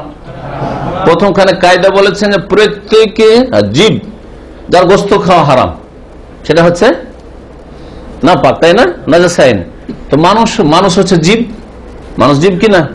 জীবন আছে, মানুষের প্রাণ আছে, মানুষ জীব, আর মানুষের গোশত খাওয়া হারাম। তাহলে কি মানুষের শরীর নাপাক? মানুষের শরীর নাপাক? যদি কাফের হয়, অমুসলিমও হয়, তো শরীর কি নাপাক? নাপাক। আরে ও যখন নামাজ পড়বে তখন তাকে উযু করতে হবে, গোসল করতে, সেটা আলাদা কথা। কিন্তু আমি যেটা বলতে চাইছি পাক নাপাক থেকে, সেটা হচ্ছে যে ওর শরীরটা কি এমন নাপাক যে কাফের শরীরের ঘাম যদি আপনার গায়ে লেগে যায়, তো আপনার কাপড়ে লেগে যায়, তো নাপাক হয়ে যাবে? হ্যাঁ, না। হাতে হাত দিয়ে সালাম করলেন, হাত খান ঘেমে ছিল, তো হাতে লাগলো, তো আপনার হাত নাপাক হয়ে গেল নাকি? না না না, কাফের শরীরও নাপাক নয়, কাফের নাপাকি হচ্ছে তার অন্তরের নাপাকি। আল্লাহ যে বলেছেন কোরআনে, ইন্নামাল মুশরিকুন নাজাস, মুশরিক হচ্ছে নাপাক, মানে তার অন্তর নাপাক। কিসে নাপাক? শিরকে কুফরিতে নাপাক, শিরকে কুফরিতে নাপাক, কিন্তু শরীর নাপাক, কাফেরের নয়। তো মানুষ তাহলে হ্যাঁ নাপাক নয়, আর মানুষকে খাওয়া, মানুষের গোশত খাওয়া সবচেয়ে বড় হারাম। কুকুর শ্রীগাল খাওয়ার চাইতে বড় হারাম। একটা লোক কুকুর শ্রীগাল খায়, আর এক লোক মানুষ খায়, কে বড় অপরাধী? মানুষ যে খায় সে বড় অপরাধী, ঠিক কিনা? কেন? ও যদি বলে যে আমি পবিত্র জিনিস খাচ্ছি, নাপাক খাচ্ছি, কি আমি কুকুর খাচ্ছি, শুকুর খাচ্ছি, কি বলবেন? আল্লাহ বলছেন ওয়ালাকাদ কাররামনা বানি আদম, আদম সন্তানকে আমি কি করেছি? সম্মানিত করেছি। জি, অন্যান্য জীব জন্তুকে হারাম করা হয়েছে সেগুলি নোংরা, সেই জন্য নোংরা বস্তু, সেই জন্য। আর মানুষের গোশতকে হারাম করা হয়েছে লিত্তাকরিম, মানুষের সম্মান প্রদান করার জন্য। মানুষকে আল্লাহ পাক সম্মানিত মখলুক করেছেন, সেই জন্য আল্লাহ পাক মানুষের গোশত হারাম করেছেন। তো বলছেন হাত্তাল কাফের, এমনকি কাফের ফাতাহের, কাফের শরীর পাক। ওয়াকাযা মালা নাফসুন লাহু সাইলাহ, এইরকমই এমন কীট পতঙ্গ যেগুলি থেকে রক্ত প্রবাহিত হয় না, যেগুলি থেকে কি হয় না? রক্ত প্রবাহিত হয় না। নাফসুল্লাহ সাইলা মানে লাইসা দামুন ইয়াসিলু ইনদা কাতলিহি, ওই কীট পতঙ্গগুলিকে, পোকামাকড়কে হত্যা করলে তাতে থেকে রক্ত বেরোয় না, রক্ত বেরোয় না। জি হ্যাঁ, যেমন কাল বাক, বাক মানে হচ্ছে ছাড় পোকা। জি, বাক মানে হচ্ছে ছাড় পোকা। উড়স, উড়স বলেন? ওয়াল আকরাব, আর বিচ্ছু, বিচ্ছু মানে রক্ত বেরোবে? রক্ত বেরোবে না। ওয়াল বাউদ, এরকম মাছি, রক্ত বেরোবে না? রক্ত বেরোবে না, ইত্যাদি। ওনা হবে তাহলে এইরকমই যত কিছু আছে। মৌমাছি, মাছিতে সব মাছি চলে আসবে। ওয়াকাযা মা ইয়াশুক্কু তাহাররুজ আনহু, এইরকমই যে জন্তু থেকে বেঁচে থাকা মুশকিল, কাল হির, যেমন বিড়াল, বিড়াল থেকে বেঁচে থাকা মুশকিল। বিড়াল কখনো খাবারে মুখ দিয়ে দিবে, কখনো আপনার উপরে চড়ে নিবে, হ্যাঁ, বিছানায় চড়ে নিবে। তো যদি এটা হ্যাঁ না পাক করে দেওয়া হয়, তো মসজিদের দিনে এসে কম্বলের তলে ঢুকে থাকে। ওয়াল হেমার, এইরকমই গাধা, আরে গাধার পিঠে চাপতে হবে। গাধার গোশত খাওয়া হারাম, কিন্তু গাধার ঘাম, যেই ব্যক্তি গাধার পিঠে চাপবে ঘামবে না? ঘামবে না? তো ঘামবে। এমনকি যে না না না ওর পিঠে ডাইরেক্ট চড়িও না, এরকম কি আছে? কিছু নেই, হয়তো সিট সিট কভার কিচ্ছু না, এমনি চড়েছেন, চড়া যায় কিনা? তো ঘাম লাগতে পারে না? ঘাম তো লাগতে পারে। বলছে এইগুলি থেকে বেঁচে থাকা মুশকিল, সেই জন্য নাপাক হবে না। না হবে হেমা আর এইরকম যেগুলি রয়েছে মিম্মা ইয়াশুক্কু তাহাররুজ, যেগুলো থেকে বেঁচে থাকা মুশকিল। কেন? লেকাসরাতে তেতুয়াফিহি, বেশি বেশি ঘোরাফেরা করার কারণে। গাধা বার করে হয়তো আপনার কাছে আসছে, অথবা আপনাকে গাধার পিঠে চড়তে হচ্ছে, সুতরাং এগুলি হচ্ছে পাক। আই আন্না আরাকাহু ওয়া রিকাহু, এই গাধার এবং বিড়ালের ঘাম এবং থুথু, ওয়াশারুহু আর চুল, এগুলি হচ্ছে তাহিরুন, পাক, এগুলি হচ্ছে পাক। এই হয়ে গেল 1 নম্বর। নাজাসাতে আইন কয় রকম বললাম? 5 রকম। 5 রকম এক রকম হলে এতগুলি বয়ান হতে হইল। 2 নম্বর হচ্ছে মা খারাজা মিন মুহাররামিল আকলি, যেই জীবজন্তু খাওয়া হারাম সেগুলি থেকে যা বেরিয়েছে, মানে সেগুলির পেশাব পায়খানা, কাল বউল, যেমন পেশাব, এমন জন্তু যে জন্তু খাওয়া হারাম তার পেশাব, তার মানে হ্যাঁ বলেন, কুকুরের পেশাব, হ্যাঁ গাধার পেশাব ইত্যাদি। ওয়াল গায়েত, আর এইরকমই হ্যাঁ গাধার খচ্চরের হ্যাঁ ধরেন গোবর, ও দম, আর এইরকমের রক্ত, হ্যাঁ গাধার রক্ত, বিড়ালের রক্ত, অনা হবে জালেকা ইত্যাদি। ফানাজাসুন, এগুলি হচ্ছে নাপাক, এগুলি হচ্ছে নাপাক। হ্যাঁ বিড়ালের ওপরটা না, ওপরটাতে ছাড় দেওয়া হয়েছে, রক্ত তো ছাড় আপনি নেবেন নাকি? হ্যাঁ ফানাজাসুন, এগুলি হচ্ছে নাপাক। এক কথা এখানে কায়দা হলো যে সব জীবজন্তু খাওয়া হারাম, সেগুলি থেকে যা বের হবে ভিতর থেকে যা বের হবে সেগুলি হচ্ছে নাপাক, নাজাস আইন সেটাও। ওয়ায়ুস্তাসনা মিন যালিকা, এগুলি থেকে ব্যতিক্রম, মানুষ হচ্ছে ব্যতিক্রম, মানুষের শরীর থেকে যা বেরোবে, তার মধ্যে কি মানিউল আদমি, পুরুষের কি বীর্য পাক না নাপাক দ্বিমত রয়েছে। একদল নাপাক বলেছেন, আর একদল পাক বলেছেন। আর আল্লাহ পাক মানুষকে নাপাক থেকে তৈরি করবেন, এটা হইতেই পারে না। মানুষ সবচেয়ে সম্মানিত, আর মানুষকে নোংরা নাপাক থেকে পয়দা করবেন, এটা নয়। সেই জন্য আর দলিল আছে এর পিছনে। এই জন্য ওলামারা বলেছেন যে বীর্য হচ্ছে পাক, কিন্তু একটু আগে যেমন বললাম যে পাক হইলেই হালাল হবে, খাওয়া জরুরি নয়। বহু পাক জিনিস রয়েছে যেগুলি খাওয়া হারাম। বলছেন যে এতে থেকে ব্যতিক্রম হচ্ছে মানিউল আদমি, মানুষের বীর্য, অমুখাত, মানুষের কাশপোটা, অরিকহু, মানুষের থুথু, অলাবন, মানুষের দুধ, অরতুবাত ফারজিল মার। আর একটি মাসআলা জেনে নেন, মহিলাদের সাদা স্রাব, রতুবাত ফারজিল মার, মহিলাদের লজ্জা স্থানের যে তরল বস্তু, সাদা স্রাব হইতে পারে, অথবা তাতে রস আসতে পারে, রসে থাকে, এইগুলি কি নাপাক? যদি কোনো মহিলা বলে আমার পেশাব টেশাব কিচ্ছু হয় না, কিন্তু কাপড় যেন একটু ভিজে যাচ্ছে, সাদা স্রাব, অনেকের সাদা স্রাবের রোগ থাকে,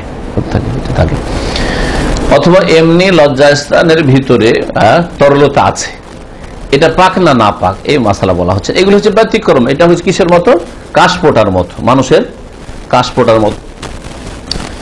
রিহ, এইরকমই হচ্ছে বায়ু, ওমা খারাজা মিম্মা লা নাফসা লাহু সাইল, এগুলোকে কি বললেন? এগুলো হচ্ছে কি পাক না না পাক? আরে বুঝলেন না। মানুষের বীর্য, মানুষের পোটা, মানুষের থুথু, দুধ, দুধ লেগে গেছে, আপনার স্ত্রী দুধ খাওয়াছিল, বাচ্চাকে বহে ব্লাউজে লেগে গেছে, শাড়িতে লেগে গেছে, হবে না পাক? আচ্ছা, এইরকমই মহিলা কাপড় পরে আছে, দেখে যে সায়াতে বা কাপড়ে সালোয়ার কামিজে সাদা স্রাব লেগে গেছে, এইগুলি। এইরকমই বায়ু নির্গত হয়েছে, বায়ু নির্গত হলে যে কাপড়ে পরেছিলেন সে কাপড় নাপাক হবে কি না হবে? এইটা বলতে চাইছে।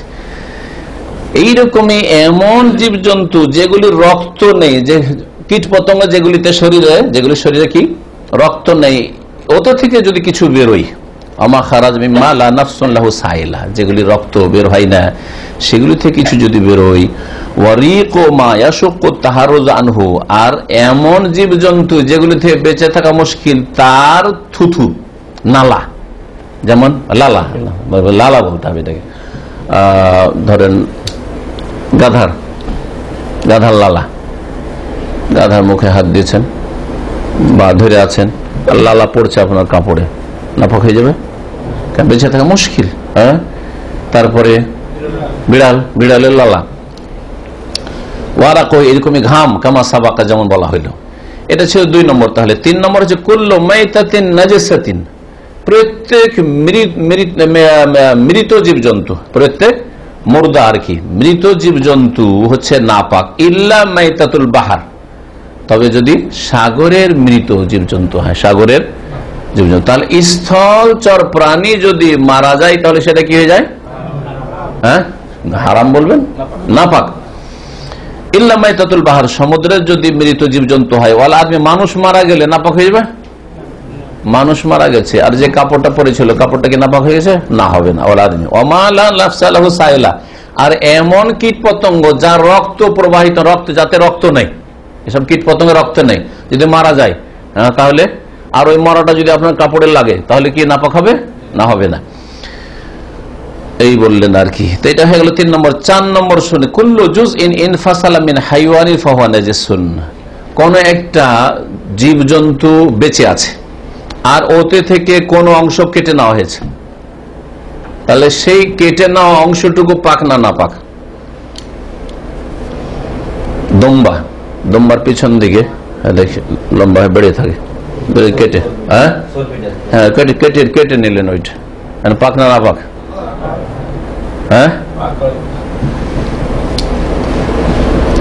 আগে দেখেন কুল্লু জুজি ইনফাসাল মিন হাইওয়ানিন, না, যখন ওর থেকে কেটে নিলেন তো এটার নাম জীবিত না মৃত? বিসমিল্লাহ আল্লাহু বলে জবাই করেছেন যে আপনি ওটাকে পাক বলবেন? চূড়া খুব উঁচা হয়ে আছে ধরেন, বা কোন জায়গায় থেকে একটা গোস্ত কেটে নিলাম, যে এই গোস্ত, এতটুকু গোস্ত যদি আমি কেটে নিই, খুব বেড়ে আছে, মোটা সোটা হয়ে আছে একটা গরু, এতটুকু যদি গোস্ত পিছন দিক থেকে কেটে নিই তাহলে মরবে না, কেটে নিলেন, তো এই গোস্তটা খাওয়া যাবে? কেন খাওয়া যাবে না? কারণ এই গরুটা বা ছাগলটা হালাল করার জন্য বিসমিল্লাহ আল্লাহু আকবার দিয়ে জবাই হইতে হবে, আপনি ওখান থেকে কেটে নিলেন, হ্যাঁ, তাহলে এই কেটে নেওয়া গোস্তটুকু আপনার জন্য হালাল নয়, হ্যাঁ, হারাম, এবং তার সাথে সাথে এটা নাপাক হয়ে যাবে। তখন মৃত যখন অর্থ হয়ে গেল, যখন মৃত হয়ে গেল তখন এটা হচ্ছে নাপাক তার সাথে সাথে। এই মর্মে একটি হাদিস আছে, হাদিসে শুনে মা কুতিয়া মিনাল বাহিমাতি ওয়াহিয়া হাইয়াতুন ফাহিয়া মাইয়াতুন, মা কুতিয়া মিনাল বাহিমাতি, কোন গৃহপালিত পশুর শরীর থেকে যদি কোন একটা অংশ গোস্ত কেটে নেওয়া হয়, হ্যাঁ, বেড়ে আছে, গোস্তটা কেটে নিলেন, মা কুতিয়া মিনাল বাহিমাতি ওয়াহিয়া হাইয়াতুন, আর ওই পশুটা যেই পশু থেকে কাটলেন সেটা জীবিত আছে, হ্যাঁ, ফাহুয়া মাইয়াতুন, যে অংশটুকু কাটা হইলো গোস্ত সেটা হচ্ছে মাইয়াতুন, মৃত। এই হাদিস বলগুল মারামে এই হাদিসটা আছে, প্রথম দিকে দেখবেন। তো এখানে বলছেন যে কোন একটা জন্তু বেঁচে আছে, জীবজন্তু বেঁচে আছে, ওটা হয়তো হালাল, হ্যাঁ, গরু, হ্যাঁ, উট ইত্যাদি, কিন্তু তাতে থেকে যে অংশটুকু কেটে নিলেন সেটা কি হারাম, তার সাথে সাথে নাপাক, হারাম এবং নাফাওয়া না, যে নাপাক। একমাত্র ব্যতিক্রম কয়েকটা অঙ্গ রয়েছে, সার, চুল কেটে নেওয়া হলো, মানুষের শরীরে চুল কাটা হচ্ছে, চুল পাক না না পাক? হ্যাঁ, পাক। আচ্ছা, মানুষের শরীরই না হয় না পাক, হ্যাঁ। তারপরে তো মানুষ জীবিত আছে, ওর শরীর থেকে কাটা হলো না, হ্যাঁ, শরীর থেকে একটু কাটুক তো, কারো কিছু বেড়ে আছে, হ্যাঁ, গোস্ত বেড়ে গেছে, অনেক সময় বেড়ে যায়, হ্যাঁ, ওইটুকু কেটে নিয়েছে, হ্যাঁ, টিউমার ধরুন কেটে নিয়েছে, এটা নাপাক হবে না? এটা নাপাক। জি, অপারেশন করেছে, অপারেশন করে অনেক কিছু দেখায় না যে এই যে অপারেশন করে এইটুকু পাক না পাক? আপনার শরীর তো পাক, কিন্তু এটা হচ্ছে নাপাক। মানুষের কথা বাদ দিয়ে দেখেন বাকি, হ্যাঁ, গরু ছাগলের লোম ও রিশ, হ্যাঁ, রিশ মানে হচ্ছে পর, পাখা, ডানা, মুরগির ডানা, ওই যে পাখাগুলো ছিঁড়ে নিয়েছেন, ডানাগুলো কি করেছেন? ছিঁড়ে নিয়েছেন। ওয়াবর ও সুফ, ওয়াবর আর সুফ, ওয়াবর বলা হয় দুম্বা বা মেষ, এই যে ভেড়া ভেড়ির লোমকে, পশমকে কি বলা হয়? হ্যাঁ, সুফ বলা হয়, ভেড়া ভেড়ির একে সুফ বলা হয়, সুফ উন আর কি। আর ওয়াবর বলা হয় উটের পশমকে, উটের যে লোম আছে, পশম আছে, একে ওয়াবর বলা হয়। এজা আফাল ওয়াবারু, এজা আফাদ দাবারু, ওয়াবারাল ওয়াবারু, এইভাবে হাদিস রয়েছে। তো ওয়াবার উটের পশমকে বলা হয়, আর রিশ বলা হয় পাখির, মুরগির ইত্যাদি, আর সার লোম। ওয়াল কারণ এরকম শিং ভেঙে গেছে, হ্যাঁ, শিংটা পাক না না পাক? হ্যাঁ, পাক। ওয়াল আদলাফ, এরকম খুরটা কেটে নেওয়া হয়েছে, হ্যাঁ খুর কেটে, খুর বেড়ে গেছিল, খুর কেটে নেওয়া হয়েছে, খুরের কিছু অংশ কেটে নেওয়া হয়েছে, পাক না পাক? পাক। ওয়া আজজাউল আদমি, এইরকমই মানুষের শরীরের বিভিন্ন অঙ্গ প্রত্যঙ্গ যদি কেটে নেওয়া হয়, যেগুলি কেটে সাধারণত কাটা হয়, যেমন নখটা আপনার উপরে গেছিল পুরো, কেটে নিলেন আপনি, তো নখটা নাপাক নাকি? না, নাপাক নয়। জি। 5 নম্বর আদ্দামুল মাসফু, 5 নম্বর হচ্ছে নাজাসে আইন, এমন রক্ত যেটা প্রবাহিত হয়, কোনটা? আল খারেজ, দামে মাসফুর সংজ্ঞা করছেন ইনদা তাজকিয়াতিল হাইওয়ান, কোন জীবজন্তু জবাই করার সময় যেটা বেরোয়, আবিল খারেজ মিন বাকিয়াতে বাদানিল হাইওয়ান হালাল হায়াতে, বেঁচে থাকা অবস্থায় কোন জীবজন্তুর শরীর থেকে যেগুলো বেরোয়, অবশ্যই খুন বেরিয়ে আসছে, এগুলো গায়রুল আদমি, হ্যাঁ মানুষ ছাড়া, হ্যাঁ হালাল হায়াত গায়রুল আদমি। ওয়াদামুল খারিজ মিন ফারজিল আদমি, আর এমন রক্ত যেই রক্ত মানুষের লজ্জাস্থান থেকে বেরিয়ে আসে, এমন রক্ত যে রক্ত মানুষের লজ্জাস্থান থেকে, তার পেশাব পায়খানার রাস্তা থেকে যদি রক্ত বেরিয়ে আসে, সেটা হচ্ছে নাজাসে দামে মাসফুর মতো। ওয়ামা আদাহুম আমিনা দেমাই ফাওয়া তাহির, এই রক্ত ছাড়া দামে মাসফু, হ্যাঁ রক্ত যেটা প্রবাহিত রক্ত, এবং মানুষের শরীর, জীবজন্তুর শরীর থেকে যে জীবজন্তু বেঁচে আছে রক্ত বহে আসছে, সেগুলি জবাইয়ের সময় হোক অথবা কোন জায়গায় জখম সেখান থেকে বেরিয়ে আসুক, মানুষের শরীর থেকে। গায়রুল আদমি কেন বলা হলো? মানুষের শরীর থেকে যদি রক্ত বেরিয়ে আসে তাহলে সেটা নাপাক নয়, সেটা নাপাক নয়। এই মশলাটিকে বুঝতে হবে, কারণ আমাদের দেশে আমভাবে বলা হয় যে মানুষের শরীর থেকে রক্ত বেরিয়ে গেলে কি হয়ে যায়? নাপাক। নাপাক রক্ত বেরোয়েছে, সুতরাং ওই অবস্থায় নামাজ হবে না। কিন্তু এর বিপরীত অনেক দলিল আছে। নবী সাল্লাল্লাহু আলাইহি ওয়াসাল্লাম সাহাবারা বদর, ওহদ, খন্দক জিহাদ করতেন, আর ওই জিহাদের অবস্থায় হতাহত হয়ে থাকতেন, আহত থাকতেন, শরীর জখম থাকতো, রক্ত বইতে থাকতো, নামাজ পড়তেন। সহিহ বুখারীতে ইমাম বুখারী রাহমাতুল্লাহ আলাইহি একটা অধ্যায় কায়েম করেছেন, মানুষের শরীর থেকে রক্ত বইতে থাকলে সেই রক্ত নাপাক নয়, যে তাতে উযু নষ্ট হয়ে যাবে বা তাহারাত নষ্ট হয়ে যাবে, নামাজ হবে না, এমন নয়। এটা মুশকিল হয়ে যাবে মানুষের। মা যালাল মুসলিমুনা ইউসাল্লুনা ফি জারাহাতিহিম, ইমাম বুখারী বলছেন যে যুগ যুগ ধরে নবী সাল্লাল্লাহু আলাইহি ওয়াসাল্লাম, সাহাবায়ে কেরাম, মুসলিমরা জিহাদের ময়দানে তারা নামাজ পড়তো তাদের জখম নিয়ে, হ্যাঁ ক্ষত বিক্ষত হয়ে। তারপরে ওমর রাদিয়াল্লাহু তাআলা আনহু ফজরের নামাজ অবস্থায় তার উপরে যখন আক্রমণ হয়, রক্ত বহা অবস্থায় নামাজ কমপ্লিট করেছেন না করেননি?